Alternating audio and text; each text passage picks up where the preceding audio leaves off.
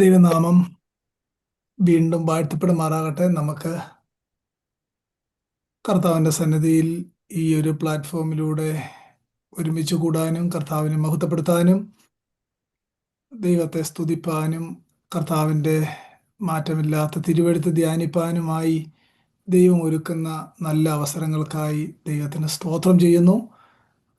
എല്ലാ പ്രിയപ്പെട്ടവരെ ഓർത്ത് കർത്താവിന് സ്തോത്രം ചെയ്യുന്നു. അനുഗ്രഹിക്കപ്പെട്ട പാട്ടുകൾ പാടിയ കർത്താവിൻ്റെ ദാസനെ ഓർത്തും ദൈവത്തിന് സ്തോത്രം ചെയ്യുന്നു. വളരെ പ്രാർത്ഥനയോടെ, വളരെ ശ്രദ്ധയോടെ തിരുവെഴുത്തിൻ്റെ ആഴങ്ങളിലേക്ക് ഞാൻ നിങ്ങളെ കർത്താവിൻ്റെ നാമത്തിൽ ക്ഷണിക്കുന്നു. വളരെ ഗൗരവമായി തിരുവെഴുത്തിന് മുമ്പാകെ ആയിരിക്കണമെന്ന് ഞാൻ നിങ്ങളെ ഓർപ്പിക്കുകയാണ്. കർത്താവ് നമ്മളെ സഹായിക്കട്ടെ. നമ്മുടെ ഇന്നത്തെ ധ്യാനത്തിനായിട്ട് ഞാൻ തിരഞ്ഞെടുത്തിരിക്കുന്ന സബ്ജക്റ്റ് ആത്മീയ യുദ്ധം എന്നുള്ളതാണ്, സ്പിരിച്വൽ വാർഫെയർ. എനിക്ക് എത്രമാത്രം ആ വിഷയങ്ങൾ നിങ്ങളുമായിട്ട് വിശദമാക്കി തരാൻ കഴിയുമെന്നറിയില്ല. എങ്കിലും പറയുന്ന കാര്യങ്ങൾ വ്യക്തതയോടെ കേൾവിക്കാർക്ക് ഗ്രഹിക്കത്തക്കവണ്ണം നിങ്ങളുടെ മുമ്പാകെ പറയാൻ ഞാൻ കർത്താവ് ശരണപ്പെടുന്നു. ഞാൻ പലപ്പോഴും പറയാറുള്ളത് പോലെ ഒരു പക്ഷേ നമ്മളിൽ ചിലരെങ്കിലും കേട്ടിരിക്കുന്നതിൽ നിന്ന് തിരുവെഴുത്തിലെ വാക്യങ്ങളുടെ അർത്ഥങ്ങൾ നമ്മൾ പരിശോധിക്കുമ്പോൾ ആത്മീയ യുദ്ധം, സ്പിരിച്വൽ വാർഫെയർ എന്നുള്ളത് നമ്മൾ കേട്ടിരിക്കുന്നതിൽ നിന്ന് വ്യത്യസ്തമാകാൻ കുറച്ചെങ്കിലും സാധ്യതയുണ്ട്. അതുകൊണ്ട് അതിനെ സ്വീകരിക്കാനായി തിരുവെഴുത്തിനകത്ത് അങ്ങനെയുള്ള കാര്യങ്ങൾ വ്യക്തമായിട്ടുണ്ടെങ്കിൽ അത് മനസ്സിലാക്കി തരാനായിട്ട് ദൈവാത്മാവിൻ്റെ സഹായം ചോദിച്ചുകൊണ്ട് നമുക്ക് തിരുവെഴുത്തിൻ്റെ പഠനത്തിലേക്ക് തിരിക്കാം. ഞാൻ ഒരു വാക്യത്തിൻ്റെ വിശദീകരണം സാധാരണ പറയുന്ന പോലെ ഓരോ വാക്യങ്ങളെടുത്ത് അതിൻ്റെ ഓരോ വാക്കുകളും വരികളും എക്സ്പ്ലെയിൻ ചെയ്യാനായിട്ട് ഇന്ന് എൻ്റെ മുന്നിൽ സമയമില്ല. ഒരു ടോപ്പിക്കൽ സർമണെങ്കിലും എടുക്കുന്ന വാക്യങ്ങളുടെ വിശദീകരണം ഞാൻ പറഞ്ഞിരിക്കും. നമുക്ക് ആരംഭത്തിൽ ചില വാക്യങ്ങളിലേക്ക് എനിക്ക് പോകണം. ഞാൻ തന്നെ എല്ലാ വാക്യങ്ങളും വായിച്ചോളാം. എൻ്റെ കേൾവിക്കാരായ നിങ്ങൾ ഞാൻ ഈ വായിക്കുന്ന വാക്യങ്ങൾ അവിടെ തന്നെ ഉള്ളതാണോ എന്ന് പരിശോധിച്ചാൽ മാത്രം മതി. എഫീസ് ലേഖനം 6-ാമത്തെ അധ്യായത്തിൽ നിന്നാണ് ഞാൻ ആരംഭിക്കുന്നത്. എഫീസ് ലേഖനം 6-ാമത്തെ അധ്യായം, എഫീഷ്യൻസ് ചാപ്റ്റർ 6, 6-ാം അധ്യായത്തിൻ്റെ 11-12 വാക്യങ്ങൾ ദൈവാത്മാവ് എഴുതിയേക്കുന്നത് ഞാൻ നിങ്ങളെ ഒന്ന് വായിച്ചു കേൾപ്പിക്കുക. Ephesians chapter 6 verse 11 and 12. പിശാചിൻ്റെ തന്ത്രങ്ങളോട് എതിർത്ത് നിൽക്കുവാൻ കഴിയേണ്ടതിന് ദൈവത്തിൻ്റെ സർവായുധവർഗം ധരിച്ചുകൊള്ളുവിൻ. നമുക്ക് പോരാട്ടമുള്ളത് ജഡരക്തങ്ങളോടല്ല, വാഴ്ചകളോടും അധികാരങ്ങളോടും ഈ അന്ധകാരത്തിൻ്റെ ലോകാധിപതികളോടും സ്വർലോകങ്ങളുടെ ദുഷ്ടാത്മസേനയോടും അത്രേ. എഫസോസിലുള്ള ദൈവമക്കൾക്ക്, സാർവത്രിക സഭയ്ക്ക്, യൂണിവേഴ്സൽ ചർച്ചിന് പൗലോസ് അപ്പോസ്തലനിലൂടെ പരിശുദ്ധാത്മാവ് എഴുതി കൊടുക്കുന്ന ലേഖനത്തിനകത്ത് നമുക്ക് ഒരു പോരാട്ടമുണ്ടെന്നും ആ പോരാട്ടത്തിൻ്റെ വിധം എങ്ങനെയാണെന്നും അതിൻ്റെ നേച്ചർ എങ്ങനെയാണെന്നും ശത്രു ആരാണെന്നും ശത്രുവിൻ്റെ സ്ട്രാറ്റജി എന്താണെന്നും നമ്മൾ എങ്ങനെയാണ് യുദ്ധം ചെയ്യേണ്ടതെന്നും ഒക്കെ വളരെ വിശാലമായിട്ട് എഴുതി നൽകിയിരിക്കുന്ന പല വേദഭാഗങ്ങളിൽ ഒരു വേദഭാഗമാണ് എഫീസ് ലേഖനം 6-ാമത്തെ അധ്യായം. ഞാൻ ഇന്ന് നിങ്ങളോട് പറയാനായിട്ട് ചില കാര്യങ്ങൾ മുന്നോട്ട് വെക്കുമ്പോൾ ഞാൻ ആരംഭത്തിൽ പറഞ്ഞ പോലെ ഒരു പക്ഷേ നമ്മൾ ചിന്തിച്ചിരിക്കുന്ന ചില കാര്യങ്ങളിൽ നിന്ന് വേദപുസ്തകത്തിലെ വാക്യങ്ങളുടെ അർത്ഥത്തിന് വ്യത്യാസമുണ്ടെങ്കിൽ നിശ്ചയമായിട്ട് നമ്മൾ തിരുവെഴുത്തിലേക്ക് കടന്നു വന്ന് നമ്മുടെ ബിലീഫ് സിസ്റ്റത്തെ ചേഞ്ച് ചെയ്യണം. അതാണ് ഞാൻ പറഞ്ഞു വരുന്നതിൻ്റെ അർത്ഥം. ഒരിക്കലും തിരുവെഴുത്തിന് ചേഞ്ച് ഇല്ല, നമ്മുടെ ബിലീഫ് സിസ്റ്റത്തെയാണ് ചേഞ്ച് ചെയ്യേണ്ടത്. നമ്മളിൽ എല്ലാവർക്കും, ഞാൻ ഉൾപ്പെടെയുള്ളവർക്ക് പറ്റിയേക്കുന്ന ഒരു ഗൗരവമായ പ്രശ്നം എന്നാണെന്നറിയാമോ? ഞാൻ ഉൾപ്പെടെയുള്ളവർക്ക് പറ്റിയേക്കുന്ന വളരെ ഗൗരവമായൊരു പ്രശ്നം.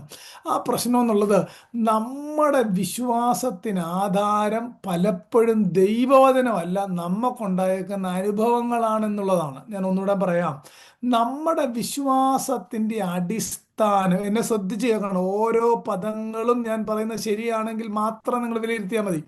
നമ്മുടെ വിശ്വാസത്തിൻ്റെ അടിസ്ഥാനം, the basis of our faith, അത് തിരുവഴുത്തല്ല. പലപ്പോഴും നമുക്കുണ്ടായ അനുഭവങ്ങളുടെ അടിസ്ഥാനത്തിലാണ് നമ്മൾ പലതും വിശ്വസിച്ചേക്കുന്നത്. ശരിയാണോ ഞാൻ പറയുന്ന കാര്യം? ഇന്നയാള് അവർക്ക് ദൈവം ഒരു അത്ഭുതം ചെയ്ത്, അങ്ങനെയെങ്കിൽ എൻ്റെ വിശ്വാസവും അങ്ങനെ തന്നെയാണ്, ഞാനും അങ്ങനെ ചെയ്താൽ എനിക്കും അത്ഭുതം ഉണ്ടാകും. ഇന്നയാൾക്ക് വേണ്ടി ദൈവം ആ വഴി തുറന്നു, ഞാനും അങ്ങനെ വിശ്വസിച്ചാൽ എനിക്ക് വഴി തുറക്കും. എന്നാൽ ഞാൻ പറയുന്നതിൻ്റെ അർത്ഥം മനസ്സിലാക്കണം. നമ്മുടെ വിശ്വാസത്തിൻ്റെ ആധാരം എക്സ്പീരിയൻസ് ആകരുത്. മനസ്സിലാവുന്നോ? നമ്മുടെ വിശ്വാസത്തിൻ്റെ അടിസ്ഥാനം ദൈവവചനമായിരിക്കണം. അനുഭവങ്ങൾ ഉണ്ടാകാം, ദൈവപ്രവർത്തികൾ നമുക്ക് നൽകിയെന്നിരിക്കാം, പക്ഷേ അടിസ്ഥാനപരമായ കാര്യം ദൈവവചനമായിരിക്കണം. അത് നമ്മുടെ ഹൃദയത്തിൽ ആരംഭത്തിൽ തന്നെ എഴുതണം. എന്നിട്ട് വേണം നമ്മൾ ഈ തിരുവെഴുത്തിൻ്റെ വിശദീകരണത്തിലേക്ക് പോകാൻ. നമ്മളെല്ലാവരും അധികം കേട്ടേക്കുന്നൊരു പദമാണ് സ്പിരിച്വൽ വാർഫെയർ. ശ്രദ്ധിച്ച്, ആ പദം നിങ്ങൾ കേട്ടിട്ടുണ്ടായിരിക്കുമല്ലോ. സ്പിരിച്വൽ വാർഫെയർ, ആത്മീയ പോരാട്ടം.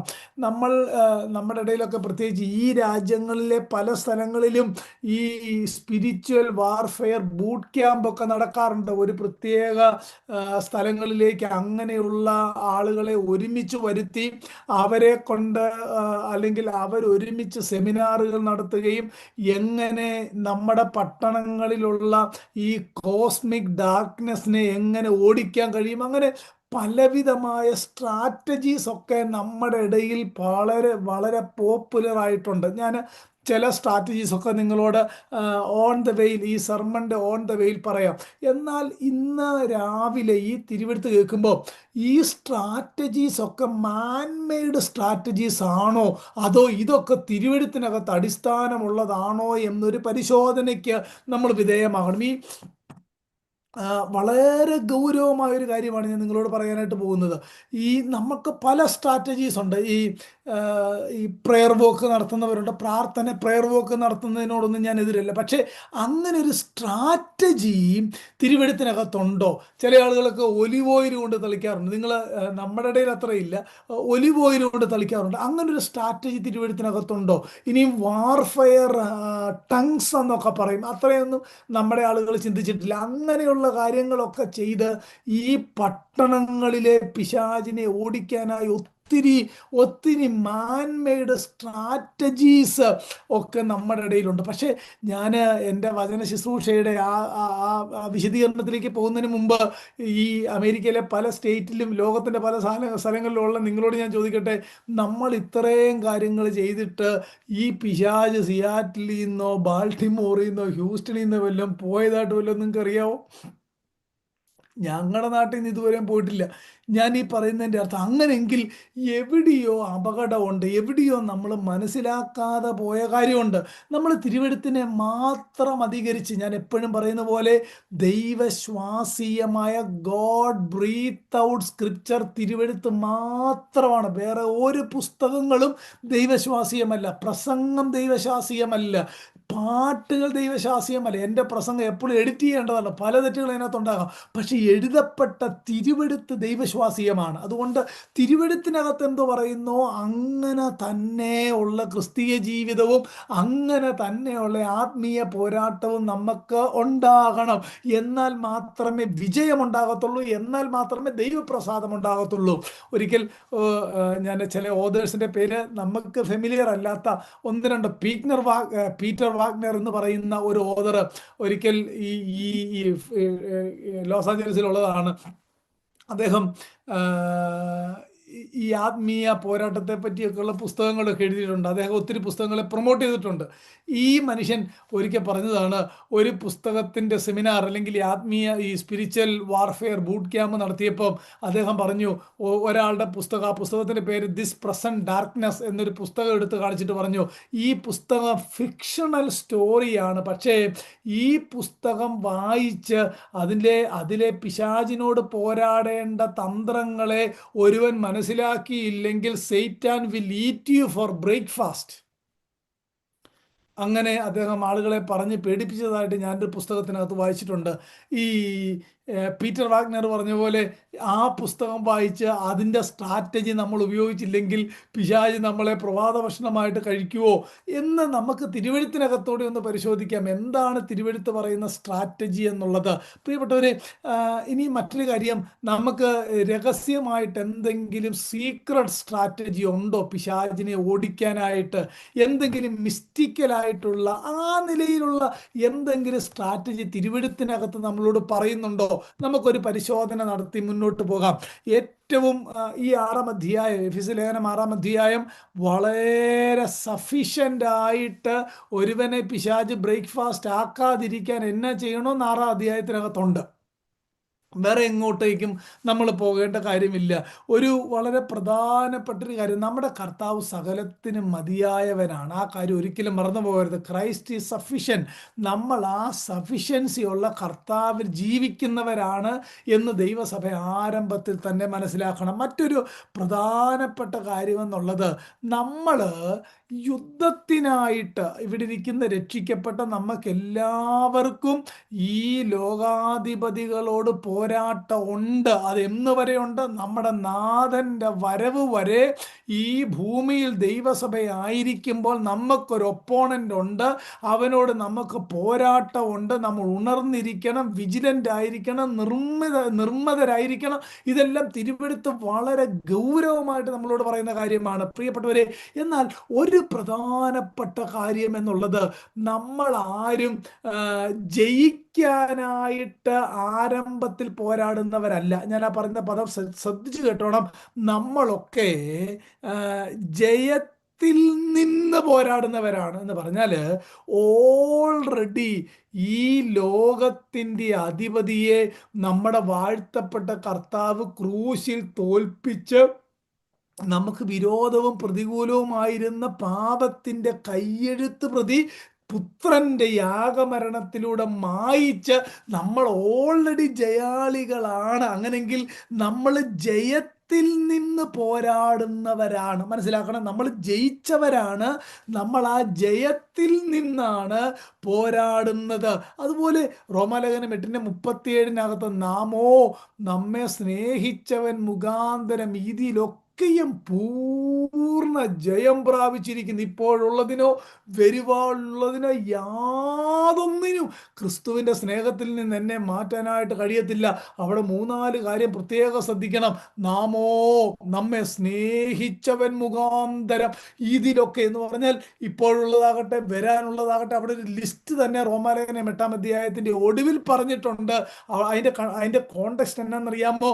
നമ്മുടെ വാഴ്ത്തപ്പെട്ട കർത്താവ് മരിച്ചു, നമ്മുടെ വാഴ്ത്തപ്പെട്ട കർത്താവ് ഉയർത്തു, നമ്മുടെ വാഴ്ത്തപ്പെട്ട കർത്താവ് സ്വർഗാരോഹണം ചെയ്തു. ഇന്ന് നമുക്ക് വേണ്ടി പിതാവിൻ്റെ വലതുഭാഗത്ത് നമുക്ക് വേണ്ടി എന്നേക്കുമായിട്ട് പക്ഷപാതം ചെയ്യുന്നത് കൊണ്ട് ലോകത്തിൻ്റെ യാതൊന്നിനും നമ്മളെ തോൽപ്പിക്കാൻ കഴിയുന്നില്ല എന്നുള്ളതാണ്. അതുകൊണ്ടാണ് ജയാളികളിന്മേൽ ജയാളിയായിട്ട് ഒരു വിശുദ്ധനായ വിശ്വാസി ജീവിക്കാനായിട്ട് കാര്യം. ഞാൻ പറഞ്ഞു വരുന്നതിൻ്റെ അർത്ഥം മനസ്സിലാക്കണം. നമ്മൾ we are already more than conquerors. Already നമ്മൾ ജയിച്ചവരാണ്. നമ്മൾ ആ ജയത്തിൽ നിന്നുകൊണ്ടാണ് Satan is an already defeated foe. അവൻ ഓൾറെഡി പരാജയപ്പെട്ടതാണ്. പക്ഷേ അവനോട് നമ്മൾ ജയത്തിൽ നിന്ന് പോരാടുകയാണ്. ആ കാര്യങ്ങൾ നമ്മൾ മറന്നു പോകരുത്. ഇപ്പോൾ വായിച്ച 12-ാമത്തെ വാക്യം, നമുക്ക് പോരാട്ടമുള്ളത് ജഡരക്തങ്ങളോടല്ല, വാഴ്ചകളോടും അധികാരങ്ങളോടും എന്ന് പറഞ്ഞാൽ ഈ മനുഷ്യരോടോ മറ്റ് ദൈവം സൃഷ്ടിച്ച ഈ ഹ്യൂമൻ ബീയിങ്ങിനോടല്ല. നമുക്ക് പോരാട്ടം പിശാചിനോടാണ്, അവൻ്റെ ദൂതന്മാരോടാണ്, അവൻ്റെ ആധിപത്യത്തോടാണ്. അതുകൊണ്ടാണ് ഈ എഫെസ്യ ലേഖനം 6-ാം അധ്യായത്തിൻ്റെ 10-ാം വാക്യം, ഒടുവിൽ കർത്താവിലും അവൻ്റെ അമിത ബലത്തിൽ ശക്തിപ്പെടുവിൻ. നമുക്ക് സ്വന്തമായിട്ടൊന്നും ചെയ്യാനായിട്ട് കഴിയത്തില്ല. കർത്താവിലും അവൻ്റെ അമിത ബലത്തിലും നമ്മൾ ശക്തിപ്പെടണം. 13-ാമത്തെ വാക്യത്തിൽ എങ്ങനെ പരിശുദ്ധാത്മാവ് എഴുതിയേക്കുന്നത്? അതുകൊണ്ട് ദുർദിവസത്തിൽ എതിർത്ത് നിൽക്കുവാനും സകലതും സമാപിച്ചിട്ട് ഉറച്ചു നിൽക്കുവാനും കഴിയേണ്ടതിന് ദൈവത്തിൻ്റെ സർവായുധവർഗം എടുത്തുകൊള്ളണം. അവിടുത്തെ ചില പദങ്ങൾ നിങ്ങൾ ശ്രദ്ധിച്ചോ? അവൻ്റെ അമിത ബലത്തിൽ ശക്തിപ്പെടണം, എതിർത്ത് നിൽക്കാൻ കഴിയണം, ദുർദിവസത്തിൽ എതിർത്ത് നിൽക്കണം, ഉറച്ചു നിൽക്കണം. എത്ര പദങ്ങളാണ് ഞാൻ പറഞ്ഞത് നിങ്ങൾ കണ്ടോ? ഒന്ന്, ശക്തിപ്പെടണം, എതിർത്ത് നിൽക്കണം, ഉറച്ചു നിൽക്കണം. കാര്യം, സെയ്റ്റാൻ is an already defeated foe. അവൻ ഓൾറെഡി പരാജയപ്പെട്ടവനാണ്. നമ്മൾ ജയത്തിൽ നിന്ന് ജയത്തിലേക്ക് യുദ്ധം ചെയ്യുന്നവരാണ്. എന്താണെന്നുള്ള കാര്യമൊക്കെ ഞാൻ അല്പസമയത്തിനകം നിങ്ങളോട് പറയാം എന്നാണ് വിചാരിക്കുന്നത്. വളരെ ഗൗരവത്തോടെ തിരുവെഴുത്തിൻ്റെ ആ വിഷയത്തിലേക്ക് നിങ്ങൾ വരാനായിട്ട് വീണ്ടും ഞാൻ നിങ്ങളെ പ്രബോധിപ്പിക്കുകയാണ്. നമുക്ക് തിരുവെഴുത്തിനകത്ത് നമ്മൾ അങ്ങോട്ട് പോയി യുദ്ധം ചെയ്യാനായിട്ട് തിരുവെഴുത്ത് പറഞ്ഞിട്ടില്ല. പക്ഷേ നമുക്കൊരു പ്രതിയോഗി എപ്പോഴും ഉണ്ട്. അവൻ അലറുന്ന സിംഹം എന്ന പോലെ ആരെ വിഴുങ്ങേണ്ടുവെന്ന് കാത്ത് ചുറ്റി നടക്കുകയാണ്. അതുകൊണ്ട് പ്രിയപ്പെട്ടവരെ, നമ്മൾ മനസ്സിലാക്കേണ്ട ഒരു പ്രധാനപ്പെട്ട കാര്യം എന്നുള്ളത്, നമുക്കൊരു പ്രതിയോഗിയുണ്ട്, അവന് ശക്തിയുണ്ട്, അവന് സ്ട്രാറ്റജി ഉണ്ട്, അവൻ 24 മണിക്കൂറും ആക്റ്റീവാണ്. എന്നാൽ നമ്മൾ വിജിലൻ്റ് ആയിരിക്കണം, ഉണർന്നിരിക്കണം, നിർമ്മതരായിരിക്കണം. തിരുവെഴുത്ത് പറഞ്ഞിരിക്കുന്ന സ്ട്രാറ്റജി മാത്രമേ നമ്മൾ ഉപയോഗിക്കാനായിട്ട് അനുവാദമുള്ളൂ. ഒരു സീക്രട്ട് വെപ്പണും തിരുവെഴുത്തിന് പുറത്ത് ഈ ആത്മീയ പോരാട്ടത്തിനില്ല എന്ന കാര്യവും നമ്മൾ മനസ്സിലാക്കേണ്ടതാണ്. ഈ നമ്മൾ ഉപയോഗിക്കുന്ന പല തന്ത്രങ്ങൾ എന്നുള്ളത് ശാസിക്കും, ബന്ധിക്കും, കെട്ടും, എരിച്ചമർത്തും, അങ്ങനെ ഒത്തിരി പദങ്ങൾ നമ്മുടെ ഇടയിലുണ്ട്. പക്ഷെ അങ്ങനെ എന്തെങ്കിലും ചെയ്താൽ ഇവൻ പോവോ എന്നുള്ളതാണ് തിരുവെഴുത്തിലൂടെയുള്ള എൻ്റെ പരിശോധന. അങ്ങനെയൊക്കെ ചെയ്താൽ ഇവൻ പോകുമായിരുന്നെങ്കിൽ സിയാറ്റിൽ നിന്ന് പണ്ടേ പോയേനെ. ഞങ്ങൾ എത്ര വട്ടം ഇതെല്ലാം ചെയ്തിട്ടുണ്ട്. അതൊന്നും നടക്കില്ല. കാര്യം, തിരുവെഴുത്തിനകത്ത് എവിടെയെങ്കിലും ഉണ്ടോ നിങ്ങൾ പോകുമ്പം പിശാചിനെ ശാസിച്ചാൽ മതി അവൻ പോകുന്നു? അങ്ങനെ നമ്മൾ വായിക്കുന്ന പോലും ഇല്ല. ഇതൊക്കെ എവിടുന്ന് കിട്ടിയതാണെന്നുള്ളതാണ് ഞാൻ ദൈവവചന ആധികാരികമായിട്ട് ശ്രദ്ധിച്ചു വായിക്കാൻ തുടങ്ങിയപ്പോൾ എൻ്റെ ചിന്ത ആ നിലയിലേക്കൊക്കെ പോകാനായിട്ട് തുടങ്ങി. അതുകൊണ്ട് ദൈവമക്കൾ മനസ്സിലാക്കേണ്ട കാര്യം, തിരുവെഴുത്തിനകത്ത് നമ്മളോട് പറഞ്ഞേക്കുന്നത്, അവനോട് എതിർത്ത് നിൽപ്പിന് അവൻ നിങ്ങളെ വിട്ട് ഓടിപ്പോകും. ലോകത്തിലുള്ളവനേക്കാൾ വലിയവൻ നിങ്ങളുടെ ഉള്ളിലുണ്ട്. ഇതൊക്കെയാണ് തിരുവെഴുത്ത് നമ്മളോട് പറഞ്ഞേക്കുന്ന കാര്യങ്ങൾ. അതുകൊണ്ട് നമുക്ക് ഈ വിഷയത്തെ അല്പം വിശാലമായിട്ടൊന്ന് ചിന്തിച്ച് മുന്നോട്ട് പോകാം. പിശാചിൻ്റെ തന്ത്രങ്ങളെ നിങ്ങൾ അറിയാത്തവരല്ലല്ലോ എന്ന് വായിക്കുന്നുണ്ട് അല്ലേ? പിശാചിൻ്റെ, അത് സഭയുടെ ക്ഷമയുമായിട്ട് ബന്ധപ്പെട്ടാണ് ആ വാക്യം അവിടെ കൊരിന്ത്യലേഖനം 2 കൊരിന്ത്യർ 2:11 നമ്മൾ വായിക്കുന്നത്. പിശാചിൻ്റെ തന്ത്രങ്ങളെ നിങ്ങൾ അറിയാത്തവരല്ലല്ലോ. ഏത് നിലയിലും ദൈവസഭയിൽ കലക്കമുണ്ടാക്കാൻ അവൻ ശ്രമിക്കും എന്ന് പറഞ്ഞ്, അതുകൊണ്ട് ദൈവമക്കൾ പരസ്പരം ക്ഷമിക്കണമെന്ന് പറയുന്നിടത്താണ് ആ വാക്യം അവിടെ ഉപയോഗിച്ചിരിക്കുന്നത്. ഓക്കെ, നമുക്ക് തിരുവെഴുത്തിനകത്ത് നടന്ന ഒരു വലിയ യുദ്ധമുണ്ട്. തിരുവെഴുത്തിനകത്ത് നടന്ന വലിയൊരു യുദ്ധം, അത് എല്ലാം വായിക്കാൻ സമയമില്ല, അത് വിശദമാക്കാനും അല്ല ഇന്ന് എൻ്റെ ആഗ്രഹം. വെളിപ്പാട് പുസ്തകം 12-ാം അധ്യായത്തിലേക്കൊന്ന് വരാമോ? വളരെ ഗൗരവമേറിയ ഒരു സിംഗിൾ നറേറ്റീവ്, ഒരു ആത്മീയ പോരാട്ടം, പൂർണ്ണമായിട്ടും നമുക്ക് മനസ്സിലാക്കാൻ കഴിയാത്ത ഒരു സ്പിരിച്വൽ റലത്തിൽ നടന്ന, ഇന്നത്തെ പദങ്ങളൊക്കെയാണല്ലോ സ്പിരിച്വൽ റലം എന്നൊക്കെ, നമുക്ക് ആ പദങ്ങളൊക്കെ നമുക്ക് പരിചയമാണല്ലോ.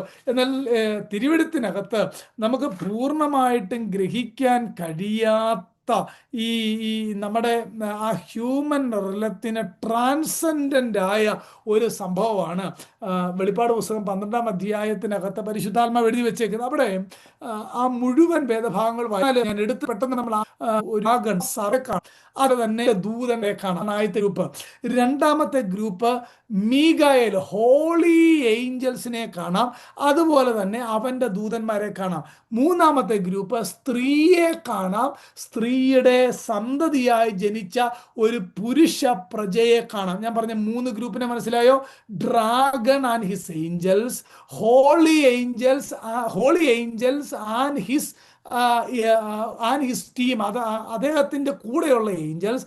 ഫൈനലി ഒരു കാര്യം, സ്ത്രീ ജനിപ്പിച്ച കൊച്ചും. അതിൻ്റെ 10-ാമത്തെ വാക്യത്തിലേക്ക് വരുമ്പോൾ, സഹോദരന്മാരെ പകൽ ദൈവസന്നിധിയിൽ കുറ്റം ചുമത്തുന്ന എതിരാളിയായ അപവാദിയായ പിശാചിനെയും കാണാം. ഞാൻ ചുരുക്കി പറഞ്ഞാൽ, പിശാചും കൂട്ടരും അവിടെ ഉണ്ട്, മീഗായേലും തൻ്റെ ദൂതന്മാരും അവിടെയുണ്ട്, സ്ത്രീയും സന്തതി അവിടെ ഉണ്ട്, സഹോദരന്മാർ, കർത്താവിൻ്റെ രക്തത്താൽ വീണ്ടെടുക്കപ്പെട്ട സകല ആളുകളെ അപവാദം പറയുന്ന ആ ഒരു കാര്യം പറയുമ്പോൾ, സഹോദരന്മാരെന്ന വിശുദ്ധന്മാരുടെ ഗണവും അവിടെയുണ്ട്. ഇതിനകത്ത് ഈ വേദഭാഗങ്ങൾ വായിക്കുമ്പോൾ ആ മഹാസർപ്പം, ഈ തീ നിറമുള്ള മഹാസർപ്പം മൂന്നിലൊന്ന് നക്ഷത്രങ്ങളെ ഭൂമിയിലേക്ക് വലിച്ചിടുന്നതായിട്ടൊക്കെ നമ്മൾ വായിക്കുന്നു. അതിൻ്റെ അർത്ഥം താഴോട്ട് വായിക്കുമ്പോൾ തന്നെ ദൂതന്മാര്, വീണുപോയ ദൂതന്മാരുടെ കാര്യമാണെന്ന് 9-ാമത്തെ വാക്യം വായിക്കുമ്പോൾ നമുക്കറിയാം. നിങ്ങളിപ്പം ഈ ഈ രാവിലത്തെ ഒരു 1.5 മണിക്കൂർ 1 മണിക്കൂർ കൊണ്ട് വെളിപ്പാട് ദിവസം 12-ാം അധ്യായം മനസ്സിലാക്കാൻ പോയാൽ നടക്കുകയില്ല.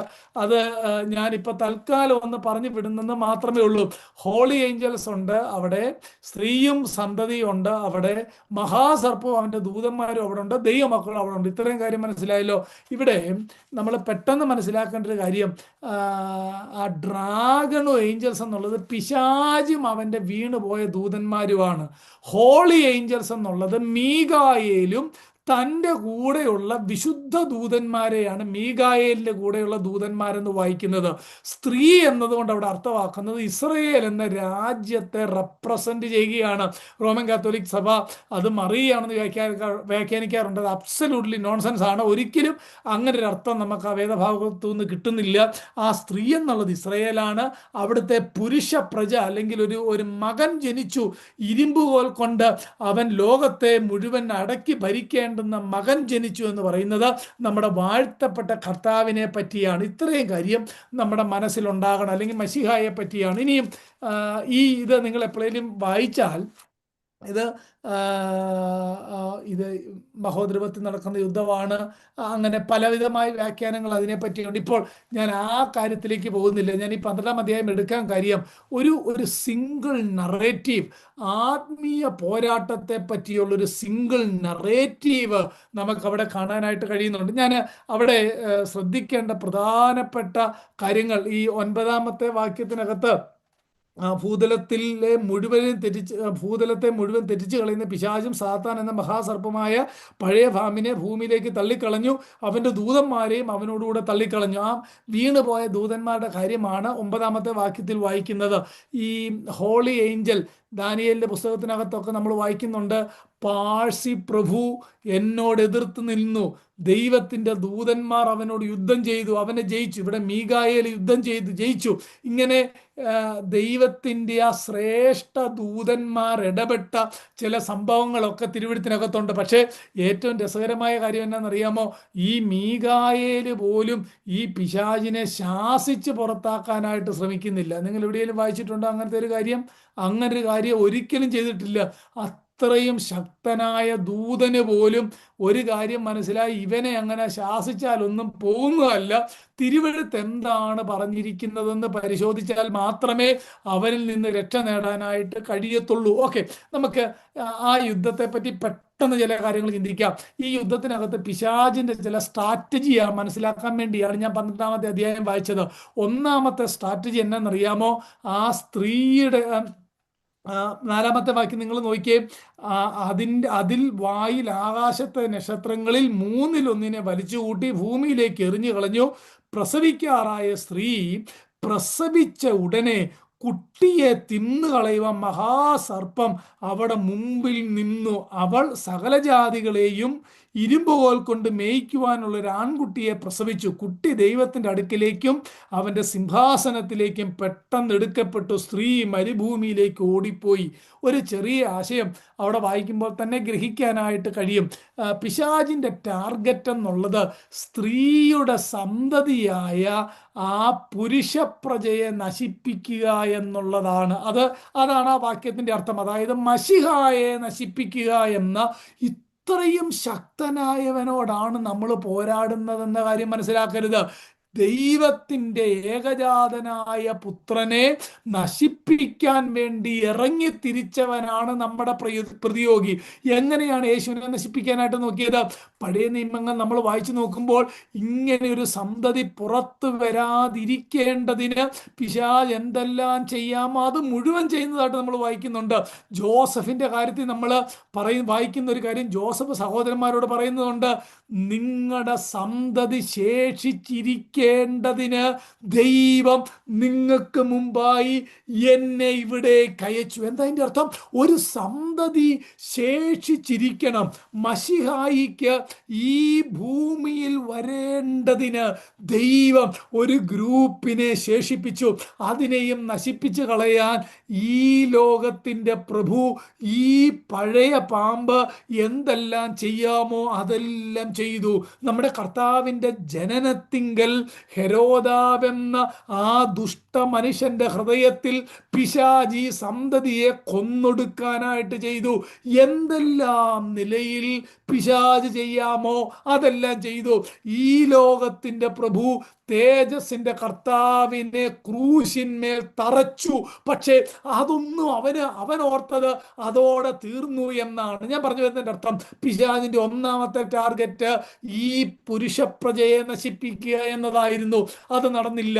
രണ്ടാമത്തെ ടാർഗറ്റ് ഈ രാജ്യം, ഇസ്രായേൽ എന്ന നേഷനെ നശിപ്പിക്കുക എന്നുള്ളതായിരുന്നു. കാരണം ദൈവത്തിൻ്റെ ആ ക്രൂഷ്യൽ ഗോഡ്സ് ഇറ്റേണൽ പ്ലാനിൽ ഈ അബ്രഹാമിൻ്റെ ഉടമ്പടിയുള്ള ഈ രാജ്യത്തിന് വലിയൊരു റോളുണ്ട്. ഈ രാജ്യത്തെ നശിപ്പിക്കാൻ വേണ്ടിയാണ് ഈ പിശാച് ചെയ്ത സകല സ്ട്രാറ്റജിയുമെന്ന് തിരുവെഴുത്തിൻ്റെ ചരിത്രത്തിൻ്റെ അടിസ്ഥാനത്തിൽ നമുക്ക് മനസ്സിലാക്കാനായിട്ട് കഴിയും. മൂന്നാമത് പിശാചിൻ്റെ സ്ട്രാറ്റജി എന്നുള്ളത് ഈ ദൂതന്മാരെ പരാജയപ്പെടുത്തുക എന്നുള്ളതാണ്. നമ്മൾ വായിക്കുന്ന ഈ വാക്യത്തിനകത്ത് 7ാമത്തെ വാക്യം നിങ്ങൾ കണ്ടോ? പിന്നെ സ്വർഗത്തിൽ യുദ്ധം ഉണ്ടായി, മീകായേലും അവൻ്റെ ദൂതന്മാരും മഹാസർപ്പത്തോട് പടവെട്ടി. തൻ്റെ ദൂതന്മാരുമായി മഹാസർപ്പം പടവെട്ടി ജയിച്ചില്ല താനും. ഹോളി ഏഞ്ചൽസിനെ നശിപ്പിക്കുക. ഞാൻ പറഞ്ഞു വരുന്ന, എന്തിനാ ഏഞ്ചൽസിനെ നശിപ്പിക്കുന്നത്? നമുക്ക് ദൈവത്തിൻ്റെ സേവകാത്മാക്കളായ ഈ ദൂതന്മാരെ നശിപ്പിച്ചു കഴിഞ്ഞാൽ തൻ്റെ പ്രവർത്തനത്തിന് വിഘ്നം വരുത്താം. ഞാൻ പറഞ്ഞതിൻ്റെ അർത്ഥം മനസ്സിലാകുന്നോ? സ്ത്രീയെ നശിപ്പിക്കണം, ആൺകുട്ടിയെ നശിപ്പിക്കണം, രക്ഷ പ്രാപിപ്പാനുള്ളവരുടെ സേവകാത്മാക്കളായ ഈ ദൂതന്മാരെ നശിപ്പിക്കണം. എന്തിനേറെ പറയുന്നു, സകല ദൈവമക്കളെയും നശിപ്പിക്കണം. അതിനുവേണ്ടിയാണ് സഹോദരന്മാരെ രാപ്പകൽ അപവാദം പറയാൻ അവൻ ദൈവസന്നിധിയിൽ ചെല്ലുന്നത്. ഞാൻ പറഞ്ഞത്, ഇങ്ങനെ ഒരു യുദ്ധം സ്വർഗത്തിൽ നടന്നു. ഇനി ഭാവിയിൽ, അല്ലെങ്കിൽ അത് ഞാൻ പറഞ്ഞല്ലോ, അത് ഇനി ഭാവിയിൽ എങ്ങനെയാണ് നടക്കാൻ പോകുന്നത് അതിനെപ്പറ്റിയൊക്കെ നമ്മുടെ ഈ ഹ്യൂമൻ അണ്ടർസ്റ്റാൻഡിങ്, നമ്മുടെ ഈ ട്രാൻസെൻഡന്റ് റലത്തിലുള്ളതായതുകൊണ്ട് നമുക്ക് പൂർണ്ണമായിട്ട് മനസ്സിലാക്കാനായിട്ട് കഴിയത്തില്ല. പക്ഷേ നമുക്കൊരു കാര്യം അറിയാം, ഒരു പ്രതിയോഗിയുണ്ട്. ആ പ്രതിയോഗിക്ക് ഈ നിലയിലുള്ള യുദ്ധങ്ങൾ അവൻ ചെയ്യാറുണ്ട്. അവൻ്റെ പർപ്പസ് ആത്യന്തികമായിട്ട് ദൈവരാജ്യത്തിനെതിരെയാണ്. ഇത്ര യുദ്ധം നടന്നിട്ട് മീകായേലും തൻ്റെ വിശുദ്ധ ദൂതന്മാരും അവനെ ശാസിക്കുക അല്ല ചെയ്തത്. ഇതെല്ലാം നമ്മുടെ മനസ്സിലുണ്ടായിരിക്കണം. ആത്മീയ പോരാട്ടത്തിൻ്റെ വിശദീകരണത്തിലേക്ക് ഞാൻ ഓരോ സ്റ്റെപ്പായിട്ട് വരികയാണ്. ഇതിൻ്റെ ഒടുവിൽ വരുമ്പോഴാണ് എന്താണ് അവനെ എതിർക്കാനുള്ള സ്ട്രാറ്റജി. അതോ പീറ്റർ വാഗ്നർ പറഞ്ഞ പോലെ ആ സ്പിരിച്വൽ വാർഫെയർ ബൂട്ട് ക്യാമ്പിൽ പോയാൽ ലഭിക്കുന്ന എന്തെങ്കിലും സ്ട്രാറ്റജിയോ ഒലിവ് ഓയിലോ ഈ മറ്റ് പിശാച് കൂടിയിരിക്കുന്ന സ്ഥലത്ത് കൊണ്ടുപോയി യേശുവിൻ്റെ രക്തം തളിക്കുക, ഇതൊക്കെ ഇങ്ങനെ തെറ്റായ നിലയിലുള്ള പല കാര്യങ്ങളും ലോകത്തിൻ്റെ പല ഭാഗത്തും നടക്കുന്നുണ്ട്. പക്ഷേ തിരുവെഴുത്ത് എന്താണ് പറയുന്നത്, അത് മാത്രമാണ് നമ്മുടെ പരിശോധനയ്ക്ക് ആധാരമായിരിക്കുന്നത്. ഇനിയും ഞാൻ ഈ പറഞ്ഞ കാര്യങ്ങളെല്ലാം മനസ്സിലായി. എനിക്കറിയാം ഈ 12ാം അധ്യായമൊക്കെ ഇങ്ങനെ പറഞ്ഞാലൊക്കെ ഒരു ചെറിയ അളവിൽ മാത്രമേ ഗ്രഹിക്കാൻ കഴിയത്തുള്ളൂ. അതുകൊണ്ട് നിങ്ങളിത് 1-2 വട്ടം, 2 അല്ലെങ്കിൽ 10 പ്രാവശ്യമെങ്കിലും വായിച്ചാൽ നിങ്ങൾക്ക് ഈ കാര്യങ്ങൾ കുറച്ചും കൂടെ ഗ്രഹിക്കാനായിട്ട് കഴിയും. അത് നമ്മൾ ഈ പ്രയർ ലൈനിൽ പല മീഡിയയിലൂടെ ശ്രദ്ധിക്കുന്നവർ അതീവ ഗൗരവമായി തിരുവെഴുത്തിനെ കാണണം എന്ന് പ്രബോധിപ്പിച്ചുകൊണ്ട് ഞാൻ മുന്നോട്ട് പോവുകയാണ്. നോക്കൂ, ഇനിയും ദൈവമക്കളുടെ റോൾ എന്താണ് എന്ന് നമുക്ക് നോക്കാം. ഈ 12ാം അധ്യായത്തിൻ്റെ 10ാം വാക്യം ഞാൻ നിങ്ങളെ വായിച്ച് കേൾപ്പിച്ചല്ലോ. സഹോദരന്മാരെ, പകൽ ദൈവസന്നിധിയിൽ കുറ്റം ചുമത്തുന്ന അപവാദിയെ തള്ളിയിട്ട് കളഞ്ഞുവല്ലോ എന്നാണ് വായിക്കുന്നത്. അവിടെ ആ ബ്രദറൻ എന്നുള്ളത് അതിന് തൊട്ടുമേള് 10ാമത്തെ ബാക്കി ആരംഭം തൊട്ട് നോക്കിയേ. ഞാൻ സ്വർഗത്തിലൊരു മഹാശബ്ദം പറഞ്ഞു കേട്ടത്. ഇപ്പോൾ നമ്മുടെ ദൈവത്തിൻ്റെ രക്ഷയും ശക്തിയും രാജ്യവും അവൻ്റെ ക്രിസ്തുവിൻ്റെ ആധിപത്യവും തുടങ്ങിയിരിക്കുന്നു. കണ്ടോ, നമ്മുടെ അടുത്ത വാക്യങ്ങളെ നോക്കി എങ്ങനെ പരിശുദ്ധാത്മ എഴുതിയേക്കുന്നത്. അവനെ കുഞ്ഞാടിൻ്റെ രക്തം ഹേതുവായും തങ്ങളുടെ സാക്ഷ്യ വചന ഹേതുവായും ജയിച്ചു, മരണപര്യന്തം തങ്ങളുടെ പ്രാണനെ സ്നേഹിച്ചതുമില്ല. ഇത് രക്ഷിക്കപ്പെട്ട ദൈവമക്കളുടെ കാര്യമാണ്. ഇത് മഹോദരപത്തിൽ നടക്കുന്നതായിട്ട് വേദ അധ്യാപകരൊക്കെ വ്യാഖ്യാനിക്കാറുണ്ട്. ഞാൻ അവിടേക്ക് പോകുന്നില്ലെങ്കിലും നമുക്കൊരു പ്രതിയോഗിയുണ്ട്. നമ്മൾ കുഞ്ഞാടിൻ്റെ രക്തത്താൽ നമ്മുടെ അങ്കി വെളുപ്പിച്ചവരാണ്, നീതി വസ്ത്രം ധരിച്ചവരാണ്. നമ്മൾ ആരും നമ്മുടെ കഴിവുകൊണ്ട് അവിടെ എത്തിയതല്ല, കൃപയാൽ അവിടെ എത്തിയതാണ് എന്ന കാര്യം നമ്മുടെ മനസ്സിലുണ്ടായിരിക്കണം. നോക്കൂ, അങ്ങനെ ഈ പിശാചിനെ ഈ പിശാചിനോട് നമുക്ക് പോരാട്ടമുണ്ട്. എന്നാൽ ദൈവമക്കൾ പുതിയ നിയമത്തിൽ അല്ലെങ്കിൽ ന്യൂ ടെസ്റ്റ്മെന്റിൽ ഈ ഡീമന്റെ അറ്റാക്ക് വന്നപ്പോൾ, പിശാചിന്റെ അറ്റാക്ക് വന്നപ്പോൾ വിശുദ്ധന്മാരെങ്ങനാണ് പ്രതികരിച്ചത്? ഇതാണ് നമ്മൾ അടുത്തായിട്ട് ചിന്തിക്കാൻ പോകുന്നത്. ഈ ഈ ലോകത്തിന്റെ പ്രഭു ദൈവമക്കളെ അറ്റാക്ക് ചെയ്തപ്പോൾ, അല്ലെങ്കിൽ പുതിയ നിയമത്തിലേക്ക് മാത്രം പോയാൽ വിശുദ്ധന്മാരെ അറ്റാക്ക് ചെയ്തപ്പോൾ അവരെങ്ങനാണ് ഈ പിശാചിനോട് പ്രതികരിച്ചത്? അവനെ ബൈൻഡ് ചെയ്യുവോ, അവനെ ലൂസ് ചെയ്യുവോ, അവനോട് കമാൻഡ് ചെയ്ത് പുറത്തു പോകാൻ പറയുവോ, അങ്ങനെ എന്തെങ്കിലും ചെയ്തോ എന്നുള്ളത് നമ്മൾ തിരുവെഴുത്തിൽ പറഞ്ഞിരിക്കുന്ന പ്രധാനപ്പെട്ട ചില എക്സാമ്പിൾ ഞാൻ നിങ്ങളുടെ മുന്നിൽ ഒന്ന് കൊണ്ടുവരാനായിട്ട് പോവുകയാണ്. അതിലേറ്റവും മനോഹരമായിട്ടുള്ളത് ഞാൻ തന്നെ ഇവിടെ പ്രസംഗിച്ചിട്ടുണ്ട്. പൗലോസിൻ്റെ ആ ശൂലം, തോൺ, അവിടെ നമുക്ക് 2 Corinthians chapter 12 7-9 ആണ് വാക്യം. ഞാൻ ആ വാക്യം വായിക്കാനായിട്ട് ആഗ്രഹിക്കുന്നില്ല. അവിടെ അതിൻ്റെ കോണ്ടെക്സ്റ്റൊക്കെ നിങ്ങൾക്ക് നന്നായിട്ട്, അന്നത്തെ സർമൺ കേട്ടവർക്ക് നന്നായിട്ട് അറിയാം. ആ കോണ്ടെക്സ്റ്റിൽ പിശാച് ആ അപ്പോസ്തോലനെ ഉപദ്രവിക്കാനായിട്ട് ദൈവം അനുവദിക്കുകയാണ്. ഞാൻ ആ പറഞ്ഞ പദങ്ങളൊക്കെ ശ്രദ്ധിച്ചോണം.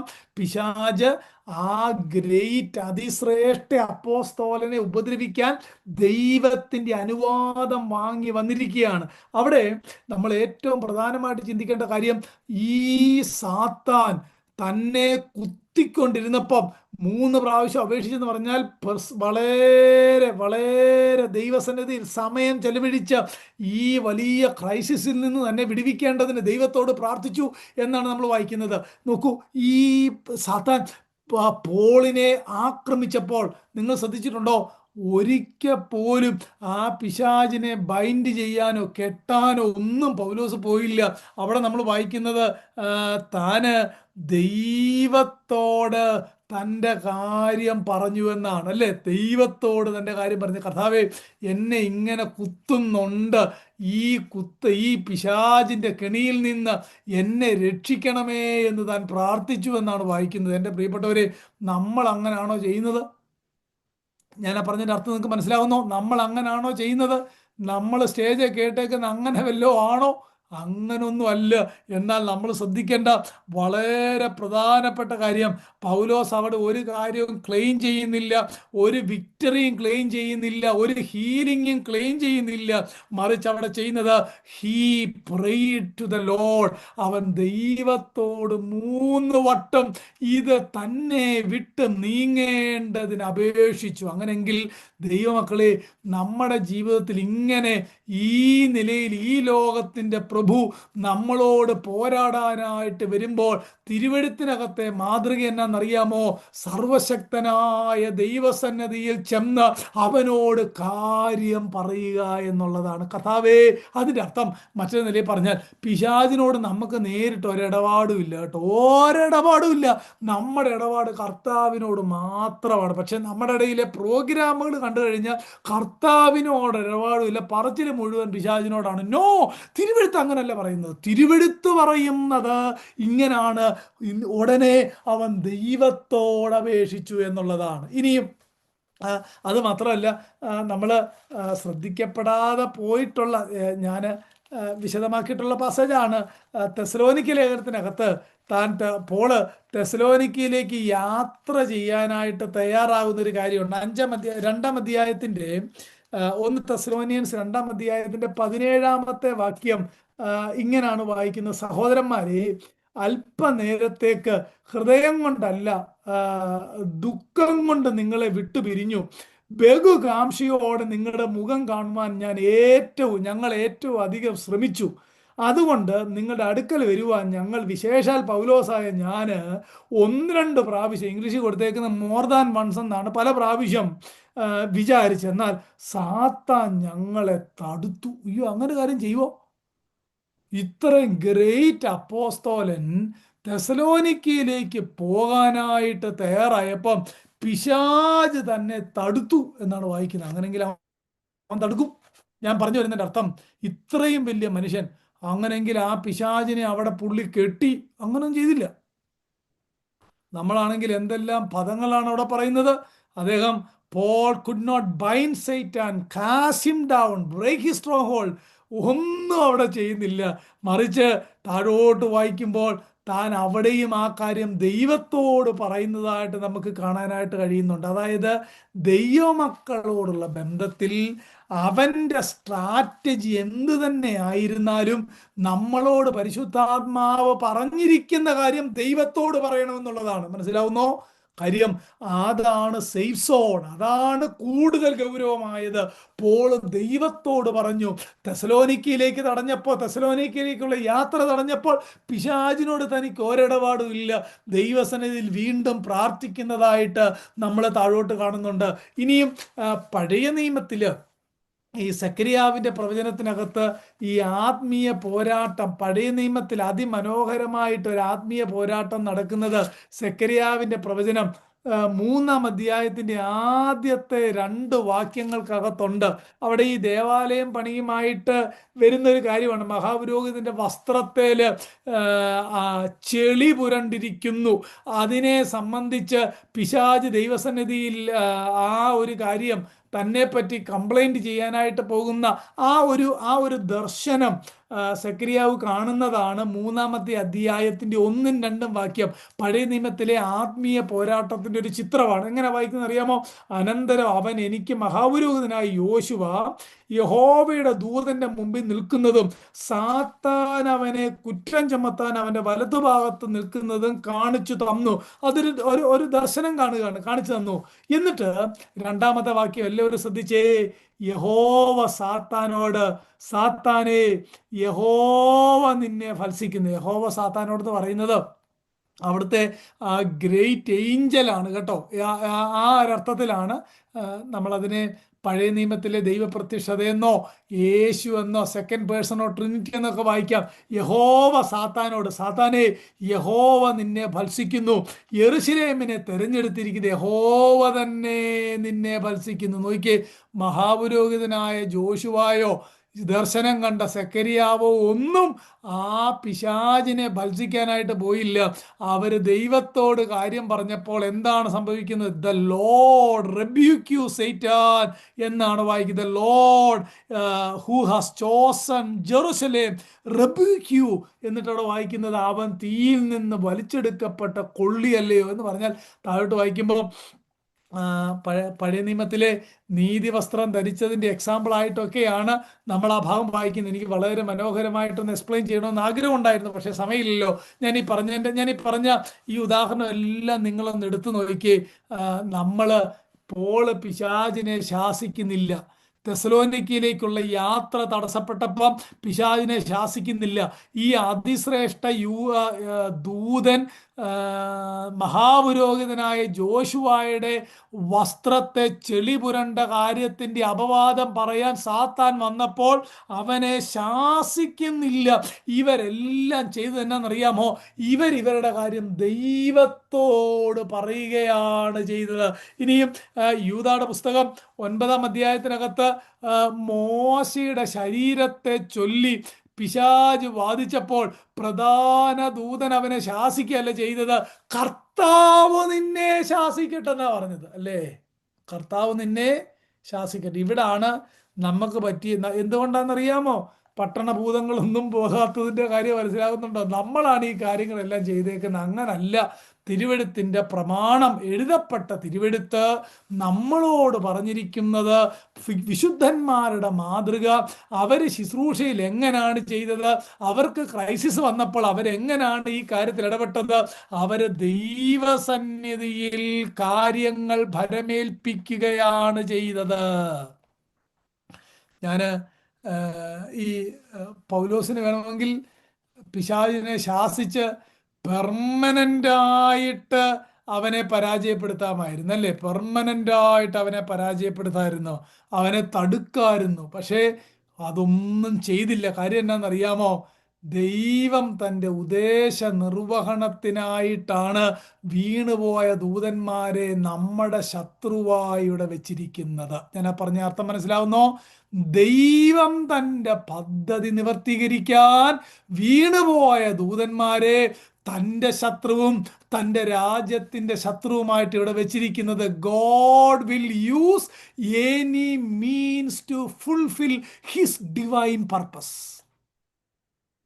എല്ലാവരുടെയും മനസ്സിലതുണ്ടായിരിക്കണം. ദൈവം തൻ്റെ ദൈവിക പദ്ധതി നിറവേറ്റാൻ ഏത് മാർഗം ഉപയോഗിക്കും. അതിനുവേണ്ടിയാണ് ദൈവം പിശാചിനെ ഇവിടെ ആക്കി വെച്ചിരിക്കുന്നത്. ഇനിയും ഈ പിശാചിൻ്റെ പല സ്ട്രാറ്റജീസ് ഉണ്ട്. ഞാൻ വേഗത്തിൽ ചില കാര്യങ്ങൾ മാത്രം ഒന്ന് പെട്ടെന്ന് പറഞ്ഞു പോകാം. നമ്മുടെ സമയം വളരെ ഫാസ്റ്റായിട്ട് പോയി. ഞാൻ ഈ പറഞ്ഞ കാര്യങ്ങളൊക്കെ ഒരു ചെറിയ അതിൻ്റെ അവസാനത്തിലേക്ക് വരുമ്പോൾ ഇതെല്ലാം കൊണ്ട് ഒരുമിച്ച് ചേർക്കാനായിട്ട് പറ്റും കേട്ടോ, ഒരുമിച്ച് ചേർക്കാനായിട്ട് പറ്റും. അതുകൊണ്ട് അവസാനം വരെ ഇത് കേട്ടോണ്ടിരുന്നോളൂ. എന്നാൽ മാത്രമേ പാതി വഴിക്ക് പോയാലോ ഉദ്ദേശി ഏതൊക്കെയോ പറഞ്ഞു ഒന്നും മനസ്സിലായില്ല എന്ന് പറയും. ഒരിക്കലും അങ്ങനെ പറയരുത്. ഞാൻ പറയുന്ന കാര്യങ്ങൾ വെരി ക്ലിയർ ആണ്, വെരി സിമ്പിളാണ്, എൻ്റെ ലാംഗ്വേജ് വെരി സിമ്പിളാണ്. അതുകൊണ്ട് മനസ്സിലായില്ലെന്ന് പറയാൻ ഓരോ ഓപ്ഷനും ഇല്ല. അധികം കേട്ടവനോട് അധികം ചോദിക്കും. ബോസ്റ്റൻകാർക്ക് ഓരോ ഓപ്ഷനും ഇല്ല. ശ്രദ്ധിച്ചോ? അങ്ങനെങ്കിൽ പിശാചിൻ്റെ സ്ട്രാറ്റജി ഞാൻ പ്രധാനമായിട്ട് ഒരു 3 അല്പാൽപ്പം എക്സ്പ്ലെയിൻ ചെയ്യുക. ഒരു 3 പെട്ടെന്ന് പറയാം, 6 പെട്ടെന്ന് അങ്ങ് പറയാനായിട്ട് പോവുകയാണ്. ഒന്നാമത്തെ സ്ട്രാറ്റജി എന്നറിയാമോ? അവിശ്വാസികളുമായിട്ട് ബന്ധപ്പെട്ടാണ്, രക്ഷിക്കപ്പെടാത്തവരുമായിട്ട് ബന്ധപ്പെട്ടാണ് ഒന്നാമത്തെ അവൻ്റെ സ്ട്രാറ്റജി. വാക്യങ്ങൾ നിങ്ങൾ പിന്നാലെ വായിച്ചാൽ മതി. 2 Corinthians chapter 4 verses 3 and 4. കൊരിന്ത്യർക്ക് എഴുതിയ 2-ാമത്തെ ലേഖനം 3ഉം 4ഉം വാക്യം. എന്താ വാക്യം എന്നറിയാമോ? ഈ ലോകത്തിൻ്റെ പ്രഭു സുവിശേഷത്തിൻ്റെ സത്യം അവരുടെ ഹൃദയങ്ങളിൽ പ്രകാശിക്കാതിരിക്കേണ്ടതിന് അവരുടെ ഹൃദയത്തിൻ്റെ ദൃഷ്ടി ഇരുട്ടാക്കി കളഞ്ഞിരിക്കുന്നു, കുരുടാക്കി കളഞ്ഞിരിക്കുന്നു. ഒന്നാമത്തെ സ്ട്രാറ്റജി എന്നാന്നറിയാമോ? അവൻ അവിശ്വാസികളുടെ കണ്ണിനെ കുരുടാക്കി വെച്ചേക്കുകയാണ്. ഈ ചില ആളുകളൊക്കെ, ഞാൻ വെസ്റ്റ് കോസ്റ്റിൽ താമസിക്കുന്ന ഈ രാജ്യത്തുള്ളവർക്ക് എല്ലാവർക്കും അറിയാമല്ലോ, ഈ ചില ആളുകൾ ഈ വെസ്റ്റ് കോസ്റ്റിലേക്കൊക്കെ പ്രസംഗിക്കാൻ വരുമ്പോൾ പറയാറുണ്ട്, പിശാച് ഏറ്റവും അധികം ഉള്ളത് വെസ്റ്റ് കോസ്റ്റിലാന്ന് പറയാറുണ്ട്. എനിക്ക് അങ്ങനെയുള്ള കാര്യത്തോടൊന്നും യോജിപ്പുള്ള ആളല്ല. കാരണം ഈ ഏതാണ്ട് 190-ലധികം രാജ്യങ്ങൾ ഭൂമിയിലുണ്ട്. ഈ രാജ്യങ്ങളിൽ എൻ്റെ അറിവിൽ കോടിക്കണക്കിന് വിശുദ്ധന്മാരുള്ളൊരു രാജ്യമാണ് ഈ രാജ്യം. ശ്രദ്ധിച്ചിട്ടുണ്ടോ? കോടിക്കണക്കിന്. അതുപോലെ തിന്മയുണ്ട്, അതുപോലെ പിശാച് വാടുന്ന സ്ഥലങ്ങളുണ്ട്. പക്ഷേ മറ്റ് ദൈവമില്ലാത്ത ആ രാജ്യങ്ങൾ, സുവിശേഷം എത്തിയിട്ടില്ലാത്ത രാജ്യങ്ങളെ അപേക്ഷിച്ച് നോക്കുമ്പോൾ ഈ രാജ്യത്ത് കോടിക്കണക്കിന് വിശുദ്ധന്മാരുള്ള രാജ്യമാണ്. ശരിയാണോ ഞാൻ പറഞ്ഞ കാര്യം? കോടിക്കണക്കിന് വിശുദ്ധന്മാരുള്ള രാജ്യമാണ്. അങ്ങനെങ്കിൽ മറ്റ് രാജ്യങ്ങളെ അപേക്ഷിച്ച് നോക്കുമ്പോൾ പിശാചിന്റെ സ്ട്രോങ് ഹോൾഡ് ഏറ്റവും കുറവുള്ള ഈ രാജ്യത്താണ്. വല്ലതും കേൾക്കുന്നോ? നമ്മൾ ഈ പിശാചിന്റെ സ്ട്രോങ് ഹോൾഡ് എന്ന് പറയുന്നത് എന്തെങ്കിലും പ്രസംഗിക്കാൻ നേരത്തെ ആൾക്കാർ കൈയടിച്ചില്ലെങ്കിൽ അന്നേരം സ്റ്റേജ് എന്ന് പറയും ഇവിടെ ഭയങ്കര പോരാട്ടമെന്ന് പറയും. അതല്ല ഇതിൻ്റെ അർത്ഥം. എല്ലാം കേൾക്കുന്നോ ഞാൻ ഈ പറയുന്ന കാര്യം? ഇത് മീഡിയയിലൂടെ പോയി ഒരു 100 പേര് കേൾക്കട്ടെ, അതുകൊണ്ടാണ് ഞാനിതൊക്കെ പറയുന്നത്. നിങ്ങളോട് മാത്രമല്ല കേട്ടോ. അതുകൊണ്ട് ഈ സിയാറ്റിലൊക്കെ വരുമ്പോൾ പൊതുവെ ഇച്ചിരി തണുത്ത സ്ഥലമാണ്, നിങ്ങൾക്കറിയാം. പൊതുവെ ഒരു കാം വെതറാണ്. അന്നേരം ഇവിടുത്തെ ആൾക്കാർ, ഞങ്ങളുമൊക്കെ ആ ഒരു ടൈപ്പാണ്. അതുകൊണ്ട് ഇവിടെ ഈ ചില സൗണ്ട് സ്പീഡും ഒക്കെ കുറവായിട്ട് ആൾക്കാർ ഓർക്കുന്നത് സകല സാധനം ഇവിടെ ആണെന്നല്ല. ഞാൻ പറഞ്ഞതിൻ്റെ അർത്ഥം നിങ്ങൾക്ക് മനസ്സിലാവുന്നുണ്ടോ? പിശാചിൻ്റെ ഒന്നാമത്തെ സ്ട്രാറ്റജി എന്നാണെന്നറിയാമോ? രക്ഷിക്കപ്പെടാത്തവരാണ് അവൻ്റെ സ്ട്രാറ്റജിയുടെ ഒന്നാമത്തെ ആ കണ്ണ് കുരുടാക്കപ്പെട്ടവർ, അതാണ് അവന്റെ സ്ട്രാറ്റജി. അങ്ങനെ കണ്ണ് കുരുടാക്കപ്പെട്ടവരോട് എന്നാ ചെയ്യണം? ഒറ്റ മാർഗമേ ഉള്ളൂ, ഗോസ്പൽ പറയണം. സുവിശേഷത്താൽ മാത്രമേ കണ്ണ് തുറക്കാനായിട്ട് കഴിയത്തുള്ളൂ. അതുകൊണ്ടാണ് 2 കൊരിന്ത്യൻസ് ചാപ്റ്റർ 4 ഈ അത്യന്ത ശക്തി ഞങ്ങളുടെ സ്വന്തമെന്നല്ല, ദൈവത്തിൻ്റെ ദാനമത്രേ എന്ന് വരേണ്ടതിന്. വായിക്കുന്നില്ലേ? നമ്മൾ ഓർക്കുന്ന അത്യന്ത ശക്തി എന്ന് പറഞ്ഞു കഴിഞ്ഞാൽ ഈ പരിശുദ്ധ, നമുക്ക് ഈ ശക്തി എന്ന് കേട്ടാൽ അന്നേരം സൗണ്ട് എന്നാണ് എൻ്റെ അർത്ഥം. ഈ അത്യന്ത ശക്തി എന്നുള്ളത് സുവിശേഷത്തിൻ്റെ ശക്തിയുടെ കാര്യമാണ് കേട്ടോ. മറ്റൊരു ദിവസം ഞാൻ 2 Corinthians chapter 4 verse by verse ആയിട്ട് അങ്ങ് പ്രസംഗിക്കാം. അത് ദൈവം അനുവദിച്ചാൽ ഞാൻ പറയാം. അത്യന്ത ശക്തി അവിടെ പറഞ്ഞേക്കുന്നത് that is not talking about Holy Spirit, അത് സുവിശേഷത്തിൻ്റെ ശക്തിയുടെ കാര്യമാണ്. നിങ്ങളെല്ലാവരും ശ്രദ്ധിച്ചു വായിച്ചാൽ ആ വാക്യത്തിൻ്റെ അർത്ഥം വ്യാഖ്യാനം കൂടാതെ മനസ്സിലാവും. എന്തിനാണ് പിശാചിൻ്റെ സ്ട്രാറ്റജി? അവിശ്വാസികളുടെ കണ്ണ് കുരുട്ടാക്കുക എന്നുള്ളതാണ്. ദൈവവചനത്തിൻ്റെ സ്ട്രാറ്റജി എന്നാണെന്നറിയാമോ? ഈ അത്യന്ത ശക്തിയായ സുവിശേഷം ഒരുവൻ്റെ ഹൃദയത്തിലേക്ക് കയറുമ്പോൾ അവൻ്റെ കണ്ണ് തുറക്കുന്നു. ഇതാണ് വ്യത്യാസം. ക്ലിയർ?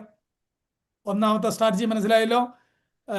അവൻ്റെ പ്രൈം ഒബ്ജക്റ്റീവ് എന്നുള്ളത് ടു ബ്ലൈൻഡ് അൺബിലീവേഴ്സ്. ഈ ലോകത്തിൻ്റെ പ്രഭു എന്ന് പറഞ്ഞാൽ പിശാചിനെ പറ്റി വായിക്കുന്നതാണ്. He wants to blind unbelievers through ignorance, unbelief, false religion, love of sin, fleshly gratification, whatever means he can use. ഇതെല്ലാം ഉപയോഗിച്ച് അവൻ അവിശ്വാസികളുടെ കണ്ണ് കുരുട്ടാക്കും. ഇതാണ് അവൻ്റെ ഒന്നാമത്തെ പ്രൈം ഒബ്ജക്റ്റീവ്.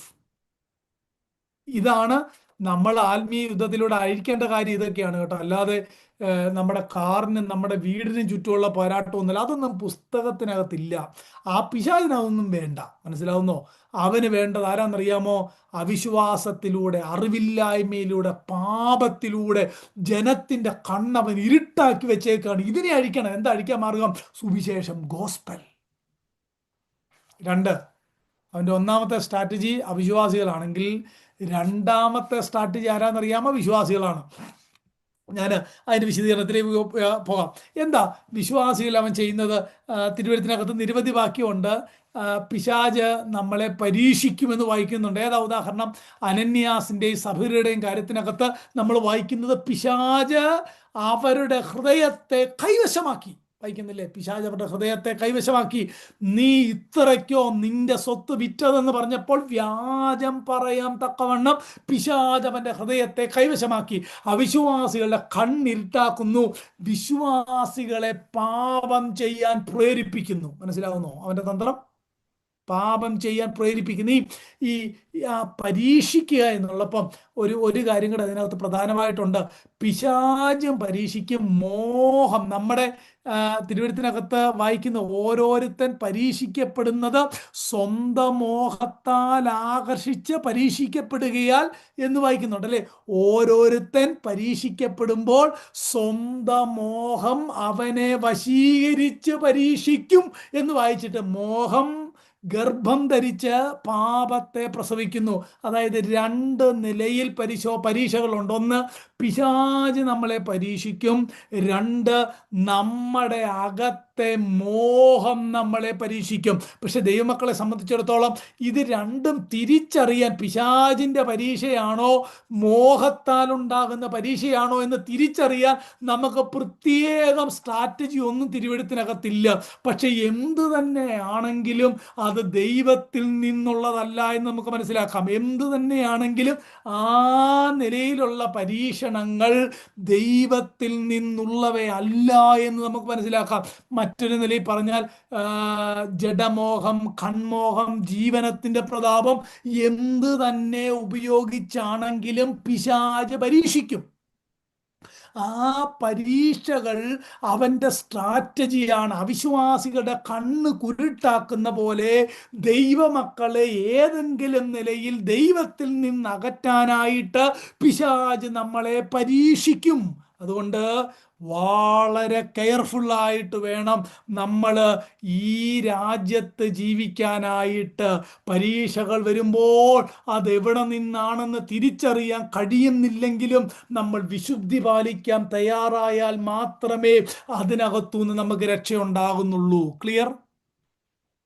നോക്കൂ, അടുത്തത് പിശാചിന്റെ മൂന്നാമത്തെ സ്ട്രാറ്റജി എന്നുള്ളത് നമ്മളെ ദൈവസന്നിധിയിൽ കുറ്റം ചുമത്തുക എന്നുള്ളതാണ്. നമ്മളിപ്പോൾ വായിച്ച തിരുവെഴുത്തിനകത്ത് അവൻ ദൂഷകനാണ്, ഏഷിണി പറയുന്നവനാണെന്നൊക്കെ വായിക്കുന്നുണ്ടല്ലേ. രാപ്പകൽ നമ്മുടെ കുറ്റം ചുമത്തുന്ന അപവാദി എന്ന് വായിക്കുന്നുണ്ട്.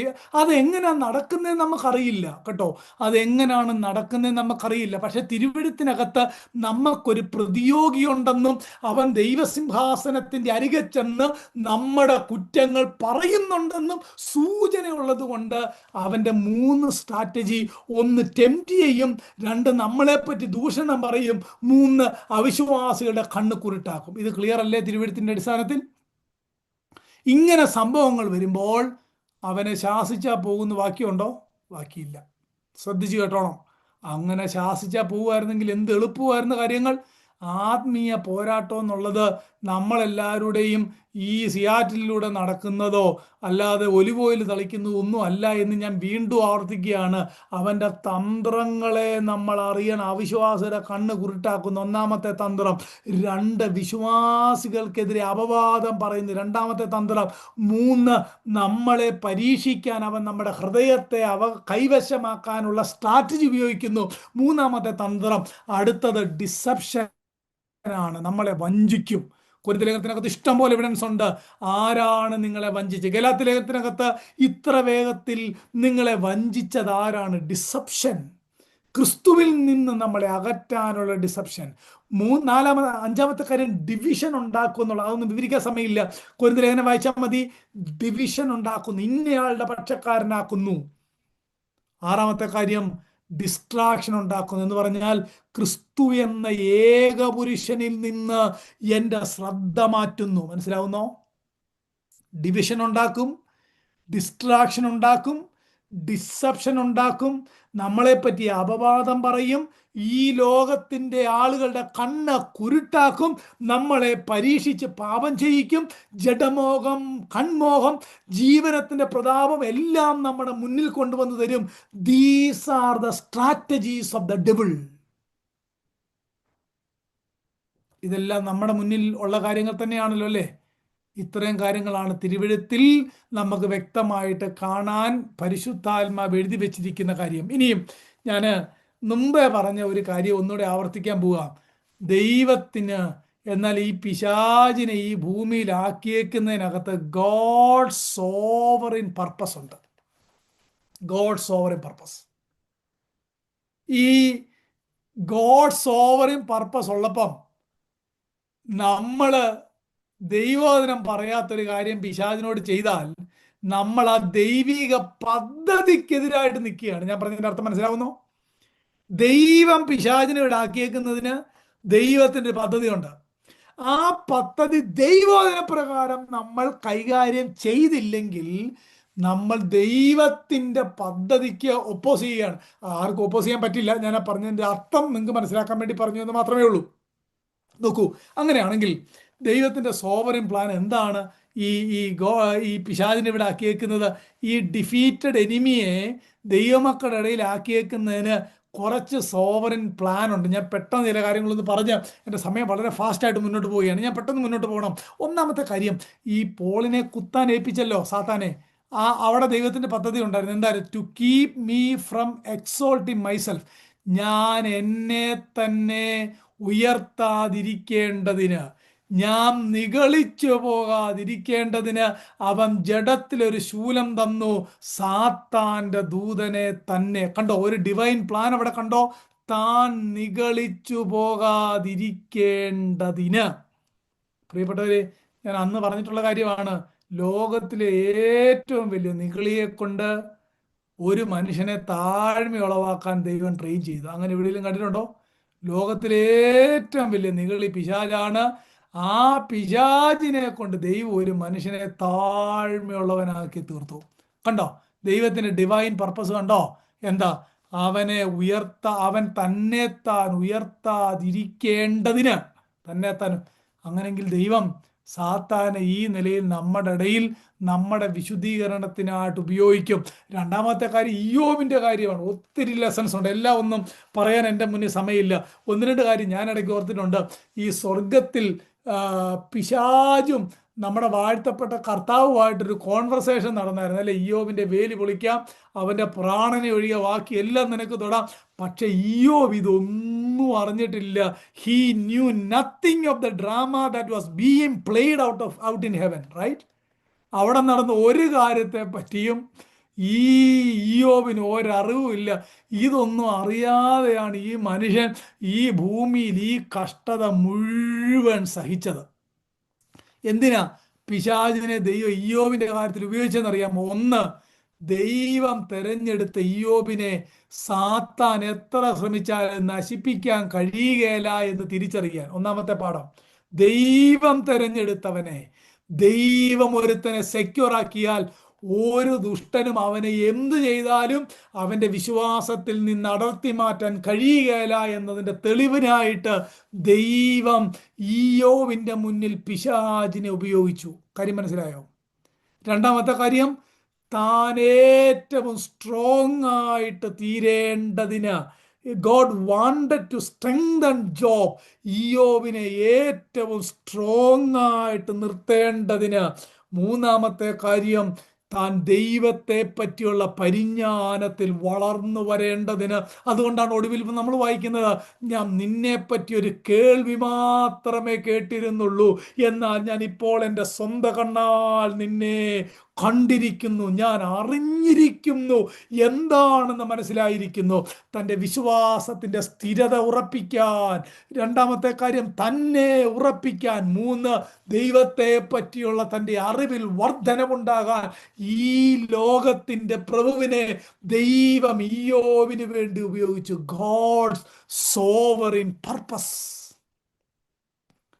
പോള് ശാസിക്കുന്നില്ല, ഇയ്യോബ് ശാസിക്കുന്നില്ല. ഇനിയും നമുക്കെല്ലാവർക്കും അറിയാവുന്ന കാര്യം, നമ്മുടെ വാഴ്ത്തപ്പെട്ട കർത്താവ് പത്രോസിനോട് പറയുന്നൊരു കാര്യമുണ്ട്. സാത്താൻ നിന്നെ ഗോതമ്പ് പോലെ പാറ്റേണ്ടതിന് എന്നോട് അനുവാദം ചോദിച്ചു, ഞാൻ നിന്റെ വിശ്വാസം പോകാതിരിക്കേണ്ടതിന് അപേക്ഷിച്ചു. വായിക്കുന്നില്ലേ? നോക്കിയേ, കണ്ടോ? സാത്താനെ കൊണ്ട് പീറ്ററിനെ പാറ്റുകയാണ്. എന്തിനാ പാറ്റിയെന്നറിയാമോ? ഞാന് വലിയ ആളാണെന്നൊക്കെ പീറ്ററിന് തോന്നിയായിരുന്നു. പക്ഷേ തന്നെ കൊണ്ടൊന്നും കഴിയുകയില്ല എന്ന് താൻ മനസ്സിലാക്കേണ്ടതിന് വേണ്ടി പിശാചിനെ ദൈവം ഉപയോഗിച്ചു. ശരിയാണോ? ശരിയാണോ? ഞാൻ മുമ്പേ പറഞ്ഞൊരു കാര്യം കയറ്റി പറയാം. ഇടയ്ക്ക് ഞാൻ ആലോചിച്ചിട്ടുണ്ട്, തെസ്സലോനിക്കയിലേക്ക് പൗലോസിന് 1-2 വട്ടം ശ്രമിച്ചിട്ട് തനിക്ക് പോകാൻ കഴിഞ്ഞില്ല അല്ലേ. പോകാൻ കഴിയാത്ത കൊണ്ടാണ് താൻ 2 ലേഖനം എഴുതിയത്. അന്ന് പോവുമായിരുന്നെങ്കിൽ അതിൻ്റെ ആവശ്യം ഉണ്ടായിരുന്നില്ല. ആ ലേഖനം എഴുതിയത് കൊണ്ട് സാർവത്രിക സഭയ്ക്ക് അത് എത്ര അനുഗ്രഹമായി തീർന്നു. പിശാച് അന്ന് തടുത്തുകൊണ്ട് 2 ദൈവശാസ്ത്രീയമായ ലേഖനങ്ങൾ എഴുതി സാർവത്രിക സഭയ്ക്ക് ദൈവത്തിന്റെ ആത്മാവ് നൽകി. കണ്ടോ? God sovereign purpose. പോളിന്റെ കാര്യത്തിൽ ഗോഡ് സോവറിൻ പർപ്പസ്. ഇയ്യോബിന്റെ കാര്യത്തിൽ ഗോഡ് സോവറിൻ പർപ്പസ്. പീറ്ററിന്റെ കാര്യത്തിൽ എന്തിനാണെന്നറിയാമോ? തൻ്റെ ജീവിതത്തിൽ ഒത്തിരി കളയുണ്ടായിരുന്നു, ഒത്തിരി ഷാഫ് ഉണ്ടായിരുന്നു. അതിനെയൊക്കെ ഒന്ന് പാറ്റി കൊഴിച്ച് തന്നെ ആ പെന്തക്കോസ് നാളിൽ തൻ്റെ ജനത്തെ നടത്തേണ്ടതിന്, തൻ്റെ സഭയെ ബലപ്പെടുത്തേണ്ടതിന് തിരിഞ്ഞു വന്ന് തൻ്റെ കൂടെയുള്ള സഹോദരന്മാരെ ഉറപ്പിക്കേണ്ടതിന് ദൈവം പിശാചിനെ അനുവദിച്ചു. പ്രിയപ്പെട്ടവരെ, ഒരു കാര്യം ഓർക്കുക, സൈറ്റാൻ ഈ ദൈവമക്കളിനകത്തെ Satan can do anything to a child of God unless he gets God's consent. ദൈവത്തിൽ നിന്ന് കൺസെന്റ് കിട്ടാതെ ദൈവമക്കളുടെ ജീവിതത്തിൽ പിശാചിന് ഒന്നും ചെയ്യാൻ കഴിയുകയില്ല. മനസ്സിലാവുന്നോ? എന്നെ കേൾക്കുന്ന എല്ലാവരോടും ഞാൻ പറയാം, തമ്പുരാന്റെ അനുവാദമില്ലാതെ നമുക്കെതിരെ പിശാചിന് വരാനായിട്ട് കഴിയത്തില്ല. പക്ഷെ ഒരു കണ്ടീഷനുണ്ട്, നമ്മൾ വിശുദ്ധരായിരിക്കണം. അവൻ്റെ ഒരു പ്രോഡക്റ്റ് നമ്മിൽ കാണരുത്. അവൻ്റെ പ്രോഡക്റ്റ് നമ്മിലുണ്ടെങ്കിൽ അവൻ വരും. കാര്യം അവൻ അതിൻ്റെ മേൽ അധികാരമുണ്ട്. എനിക്ക് ഒന്ന് രണ്ട് കാര്യോടെ പെട്ടെന്ന് പറയണം. ഞാൻ പറഞ്ഞ കാര്യം മനസ്സിലാവുന്നു? ആ ഡിവൈൻ പ്ലാൻ എന്നാന്ന് മനസ്സിലാവുന്ന പിശാചിനെ ദൈവം ഉപയോഗിക്കുന്നതിൻ്റെ. അതുകൊണ്ട് ശാസിക്കാനും ബന്ധിക്കാനും ഒന്നും പോകണ്ട. തമ്പുരാൻ അനുവദിച്ചിട്ടാണ് ഇത് വന്നേക്കുന്നത്. വേദന കൂടുമ്പം കർത്താവിനോട് പറയാം, കർത്താവേ 3 വട്ടം അപേക്ഷിച്ചു, ദൈവം നിന്നെ ശാസിക്കട്ടെ, യഹോവ നിന്നെ ശാസിക്കട്ടെ. ദൈവത്തോട് നമുക്ക് പ്രാർത്ഥിക്കാം. ഇതല്ലേ തിരുവെഴുത്ത് നമ്മളോട് പറയുന്ന കാര്യങ്ങൾ? അതോ ഇനി ഏതെങ്കിലും സ്പിരിച്വൽ വാർഫെയർ ബൂട്ട് ക്യാമ്പിൽ പോയി മറ്റ് മനുഷ്യരെഴുതി എന്തെങ്കിലും സ്ട്രാറ്റജി പഠിക്കണോ? വേണ്ട, ഒരു സ്ട്രാറ്റജിയും പഠിക്കരുത്. ആരും നിങ്ങളുടെ ടൈമും പണവും ഒന്നും കളയരുത് എന്ന് ഞാൻ ഒരു ഒരു കർത്താവിൻ്റെ ദാസൻ എന്ന നിലയിൽ നിങ്ങളെ പ്രബോധിപ്പിച്ചുണർത്തുകയാണ്. മനസ്സിലായെന്ന് വിചാരിച്ചോട്ടെ. ഒരു കാര്യം കൂടെ എക്സാമ്പിളായിട്ട് പറയാം. ആ ദൈവത്തിൻ്റെ സോവറിൻ പ്ലാൻ, ഈ സ്മുർന സഭയോട് ദൈവത്തിൻ്റെ ആത്മാവ് ദൂത് പറയുമ്പം വെളിപ്പാട് പുസ്തകം 2-ാം അധ്യായം അതിൻ്റെ 10-ാമത്തെ വാക്യത്തിനകത്ത് വായിക്കുന്നുണ്ട്, 10 ദിവസം നിനക്ക് ഉപദ്രവം ഉണ്ടാവും എന്ന് വായിക്കുന്നുണ്ട്. 10 ദിവസം നിനക്ക് ഉപദ്രവം ഉണ്ടാവും. അന്നേൽ ആ 10 ദിവസം ഉപദ്രവം ഉണ്ടാവുമെങ്കിൽ അതിനെ അങ്ങ് ശാസിക്കാമെന്ന സഭ തീരുമാനിച്ചു? ഇല്ല. ആ സഭ ആ ഉപദ്രവത്തിൻ്റെ നടുവിൽ ദൈവത്തോട് പറഞ്ഞ്, കർത്താവ് ഇങ്ങനൊരു ഉപദ്രവമുണ്ട്, ഞങ്ങൾക്ക് അതിനുള്ള കൃപ തരണമേ. അതാണ് ആ ഭാഗത്തിൻ്റെ അർത്ഥം. 10 ദിവസം 10 കഠിനമായ പേഴ്സിക്യൂഷനിലൂടെ ആ സഭ കടന്നു പോകുന്നതായി നമ്മൾ സഭാചരിത്രത്തിൽ വായിക്കുന്നുണ്ട്. പക്ഷെ അതിൻ്റെ നടുവിലും അവർക്കൊരു കംപ്ലൈൻറ്റും ഉണ്ടായിരുന്നില്ല. പ്രിയപ്പെട്ടവരെ, ഒരു കാരണവശാലും നമ്മൾ മനസ്സിലാക്കേണ്ട കാര്യം, Satan and his demons never act against God's people without the permission of God. ദൈവം അനുവാദം കൊടുത്താൽ മാത്രമേ അവന് നമ്മളോട് എന്തും ചെയ്യാനായിട്ട് കഴിയത്തുള്ളൂ. അതെന്തുകൊണ്ടാണ് നമുക്ക് we do not always know why God allows Satan to do that. നമുക്കത് മനസ്സിലാകുന്നില്ല. തമ്പുരാന് മാത്രമേ അത് മനസ്സിലാകത്തുള്ളൂ. എന്ന് മാത്രമല്ല, ചിലരുടെ വിശുദ്ധീകരണത്തിനായിട്ട്, ചിലരുടെ പ്യൂരിഫിക്കേഷനായിട്ട് സാത്താനെ ദൈവം ഉപയോഗിക്കാറുണ്ട്. ദൈവം, നമ്മൾ വായിക്കുന്നില്ലേ, സാത്താനെ ദൈവം ഏൽപ്പിച്ചു എന്ന് വായിക്കുന്നില്ലേ? പെട്ടെന്ന് പറയാം, ഫാസ്റ്റായിട്ട് പറഞ്ഞു പോകാം. അതായത് ശൗല് തെറ്റ് ചെയ്തപ്പം സാത്താൻ്റെ ദൂതനെ അല്ലെങ്കിൽ ദുഷ്ടാത്മാവിനെ യഹോവയുടെ സന്നിധിയിൽ നിന്ന് അവനിലേക്ക് അയച്ചു എന്ന് വായിക്കുന്നുണ്ടല്ലേ. എന്നാൽ അതിൻ്റെ പരിണിത ഫലം എന്നായിരുന്നു അറിയാമോ? അവൻ ആത്മഹത്യ ചെയ്തു.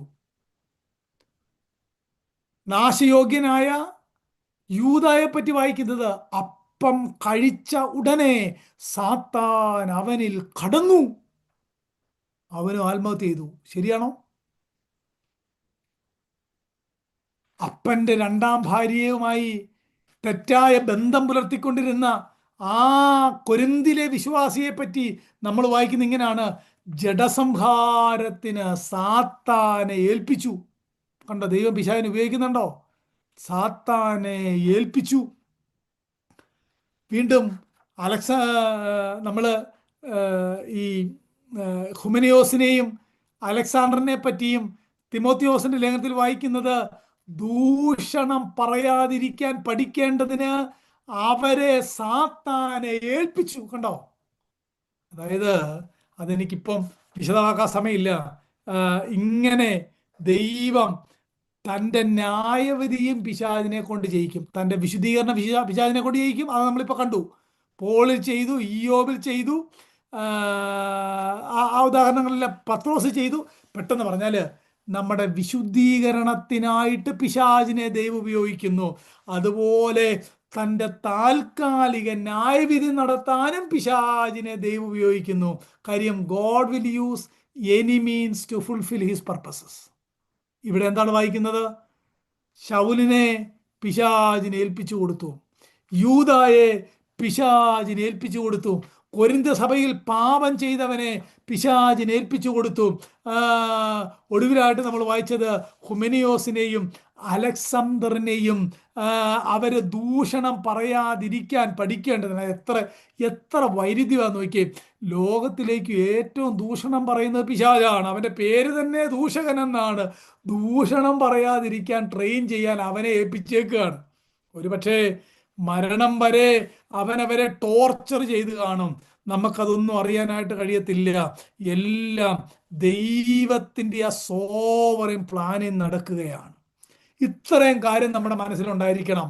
നമ്മുടെ പ്രതിയോഗി ആരാണെന്നും ആ പ്രതിയോഗിയോട് എങ്ങനെയാണ് യുദ്ധം ചെയ്യേണ്ടതെന്നും ആ പ്രതിയോഗി എങ്ങനെയാണ് ഓരോ കാര്യങ്ങൾ നമ്മുടെ ജീവിതത്തിൽ ചെയ്യുന്നതെന്നും അവിശ്വാസികൾ ചെയ്യുന്നതെന്നും നമ്മിൽ ചെയ്യുന്നതെന്നും ഈ ലോകത്തിൽ ചെയ്യുന്നതെന്നും എന്ന ദൈവം തന്നെ ആ ദുഷ്ടനെ എങ്ങനെയാണ് ഉപയോഗിക്കുന്നതെന്നും ഒക്കെ നമ്മുടെ മനസ്സിൽ ഒരു ചെറിയ പിക്ചർ കിട്ടിയോ?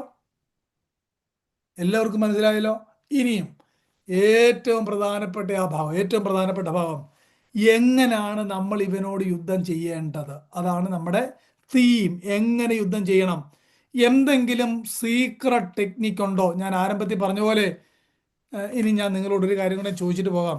തിരുവെഴുത്തിനകത്ത് എവിടെയെങ്കിലും ഈ ശുശ്രൂഷയായിട്ട് ബന്ധപ്പെട്ട് ഭൂതം ബാധിച്ചവരെ ശാസിച്ചതായിട്ട് നമ്മൾ വായിക്കുന്നുണ്ട്. അത് ദൈവം കൊടുത്ത നിയോഗവും കൃപയുമാണ്. അതവിടെ നിൽക്കട്ടെ.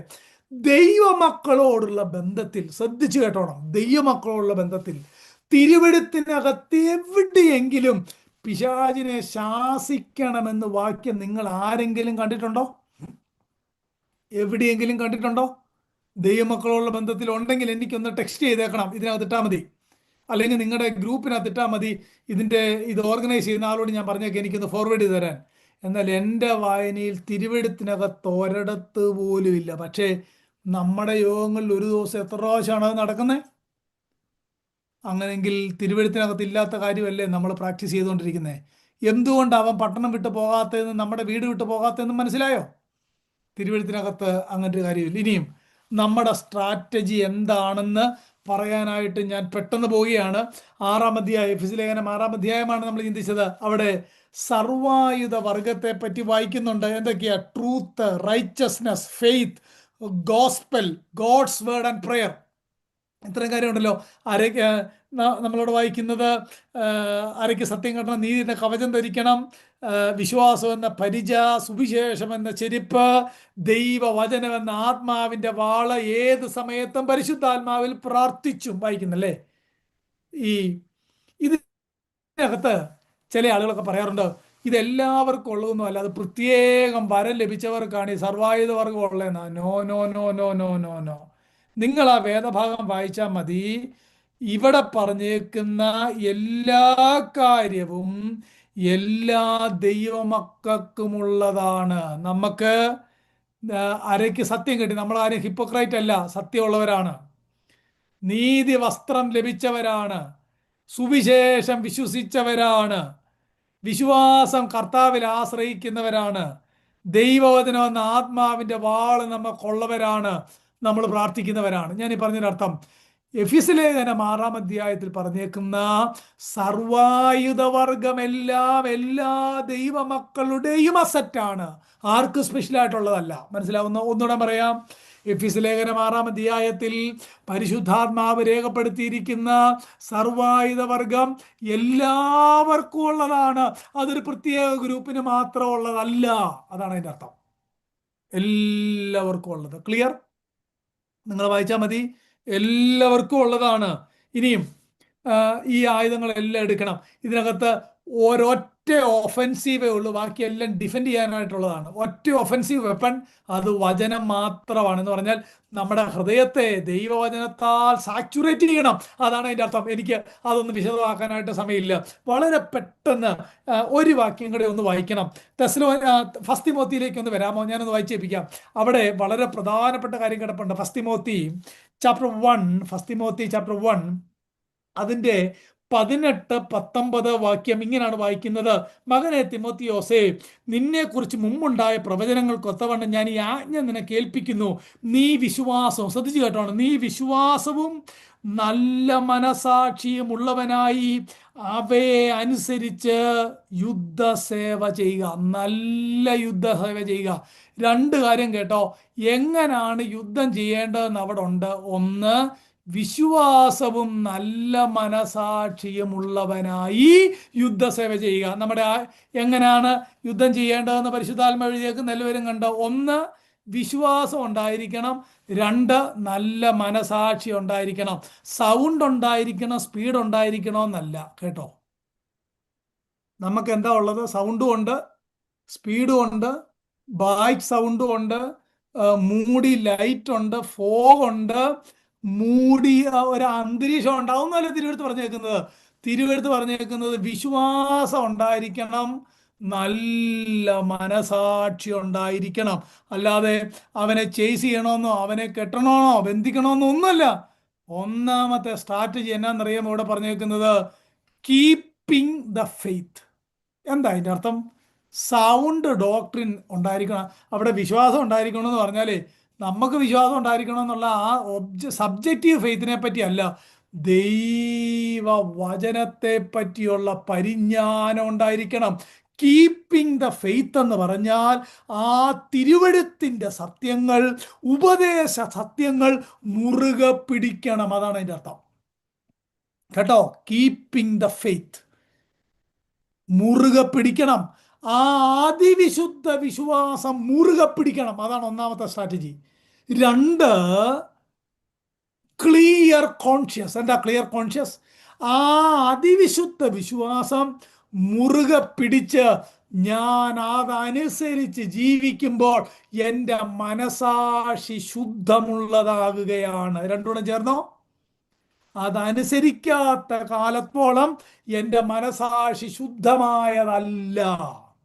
അതനുസരിക്കുന്ന കാലം. ഏതനുസരിക്കുന്ന കാലം? ആ അതനുസരിക്കുന്ന കാലം. അല്ലെങ്കിൽ ഞാൻ അതിനിങ്ങനെ പറഞ്ഞാൽ, സൗണ്ട് ഡോക്ട്രിൻ മനസ്സിലാക്കുക. അതനുസരിക്കുമ്പോൾ എൻ്റെ മനസാക്ഷി ശുദ്ധമുള്ളതായി തീരും. അതാണ് ആ വാക്യം എഴുതി വച്ചിരിക്കുന്നത്. വിശ്വാസവും നല്ല മനസാക്ഷിയുമുള്ളവനായി അവനെ അനുസരിച്ച് നല്ല യുദ്ധസേവ ചെയ്യുക. ഒന്നാമത്തെ കാര്യം, കീപ് സൗണ്ട് ഡോക്ട്രിൻ. എങ്ങനെ യുദ്ധം ചെയ്യണം? Keep sound doctrine. രണ്ട്, അതനുസരിച്ച് ജീവിക്കുക. Righteous living so the conscience cannot accuse. എല്ലാവർക്കും കിട്ടിയ രണ്ട് കാര്യം.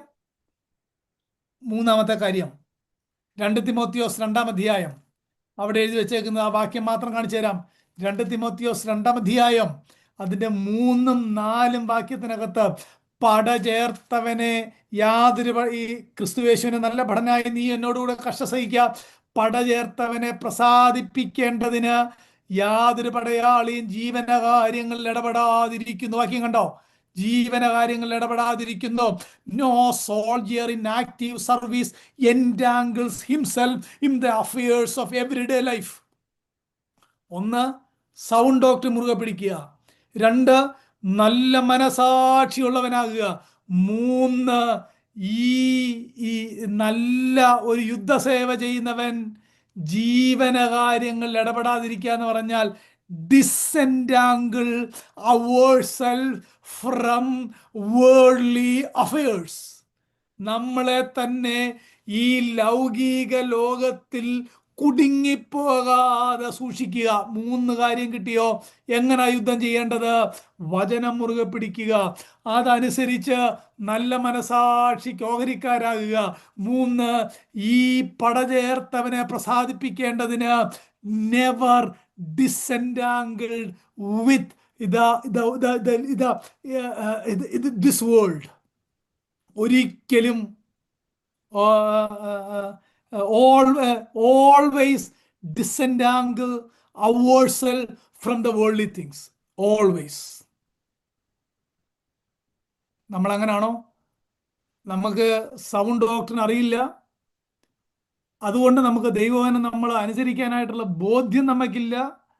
ഈ ലോകത്തിൽ നമ്മൾ മുഴുകിയിരിക്കുകയാണ്. എന്നിട്ട് ശാസിച്ച പിശാച് പോകുമെന്ന് നടക്കുന്ന കാര്യമാണോ? അല്ല. തിരുവെഴുത്ത് വെരി ക്ലിയർ ആയിട്ടല്ലേ പറഞ്ഞേക്കുന്നത്. ഒന്ന്, ആ സൗണ്ട് ഡോക്ട്രിൻ നമ്മുടെ ഹൃദയത്തിൽ saturate your mind with the divine scripture. അതനുസരിച്ച് നല്ല ക്ലിയർ കോൺഷ്യസ് ഉണ്ടാകുക. നല്ല മനസാക്ഷി. ഏത്? ദൈവത്തിനും അനുസരിക്കുന്നു എന്ന നല്ല മനസാക്ഷി കൃപയാൽ. 3, ഈ ലോകത്തിൽ കുടുങ്ങിപ്പോകാതെ ഇരിക്കുക.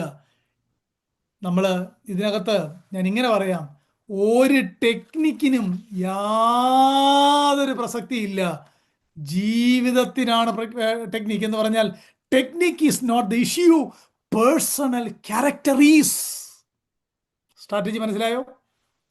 ഒറ്റ കാര്യങ്ങളും പറഞ്ഞ് വാക്കുകൾ നിർത്തുകയാണ്. തിരുവഴുത്തിനകത്ത് നമ്മളോട് പറഞ്ഞേക്കുന്ന ഏറ്റവും പ്രധാനപ്പെട്ട കാര്യം എന്നാണെന്നറിയാമോ?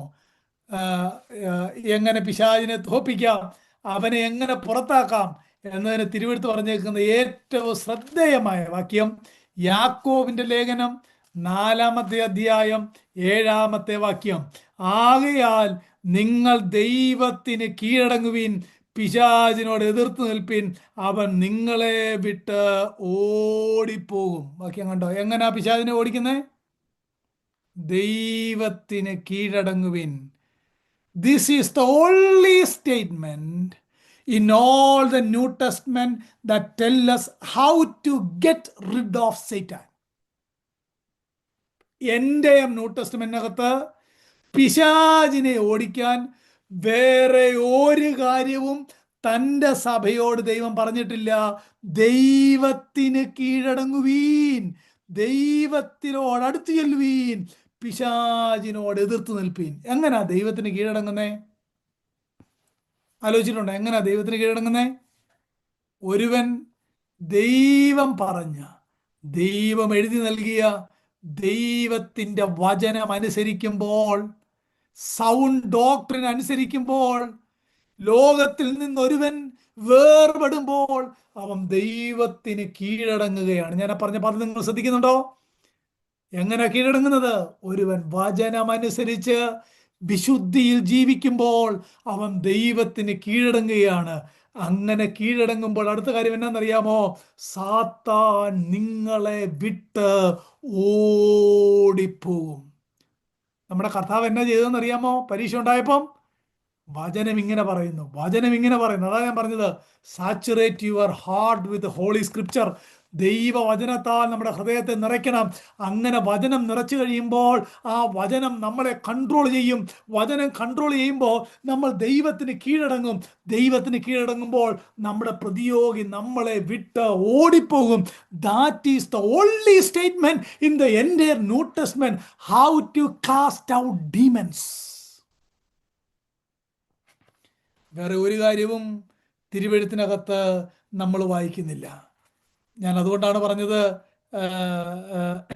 എൻ്റെ ബൈബിളിൽ no one casting demons out of a believer. ഒരു വിശ്വാസിയിൽ നിന്ന് പിശാചിനെ ആര് ശാസിച്ച് മാറ്റുന്നതായിട്ട് നമ്മൾ ബൈബിളിൽ വായിക്കുന്നില്ല. ഒറ്റ കാര്യമാണ് തിരുവെഴുത്ത് പറഞ്ഞേക്കുന്നത്, understanding sound doctrine.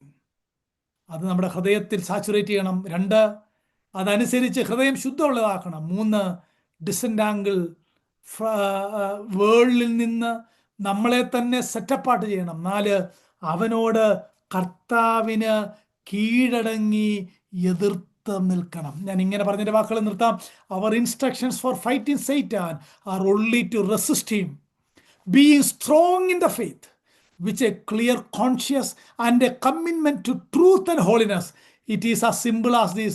If there is sin in your life, or if you tolerate error, you give place to Satan.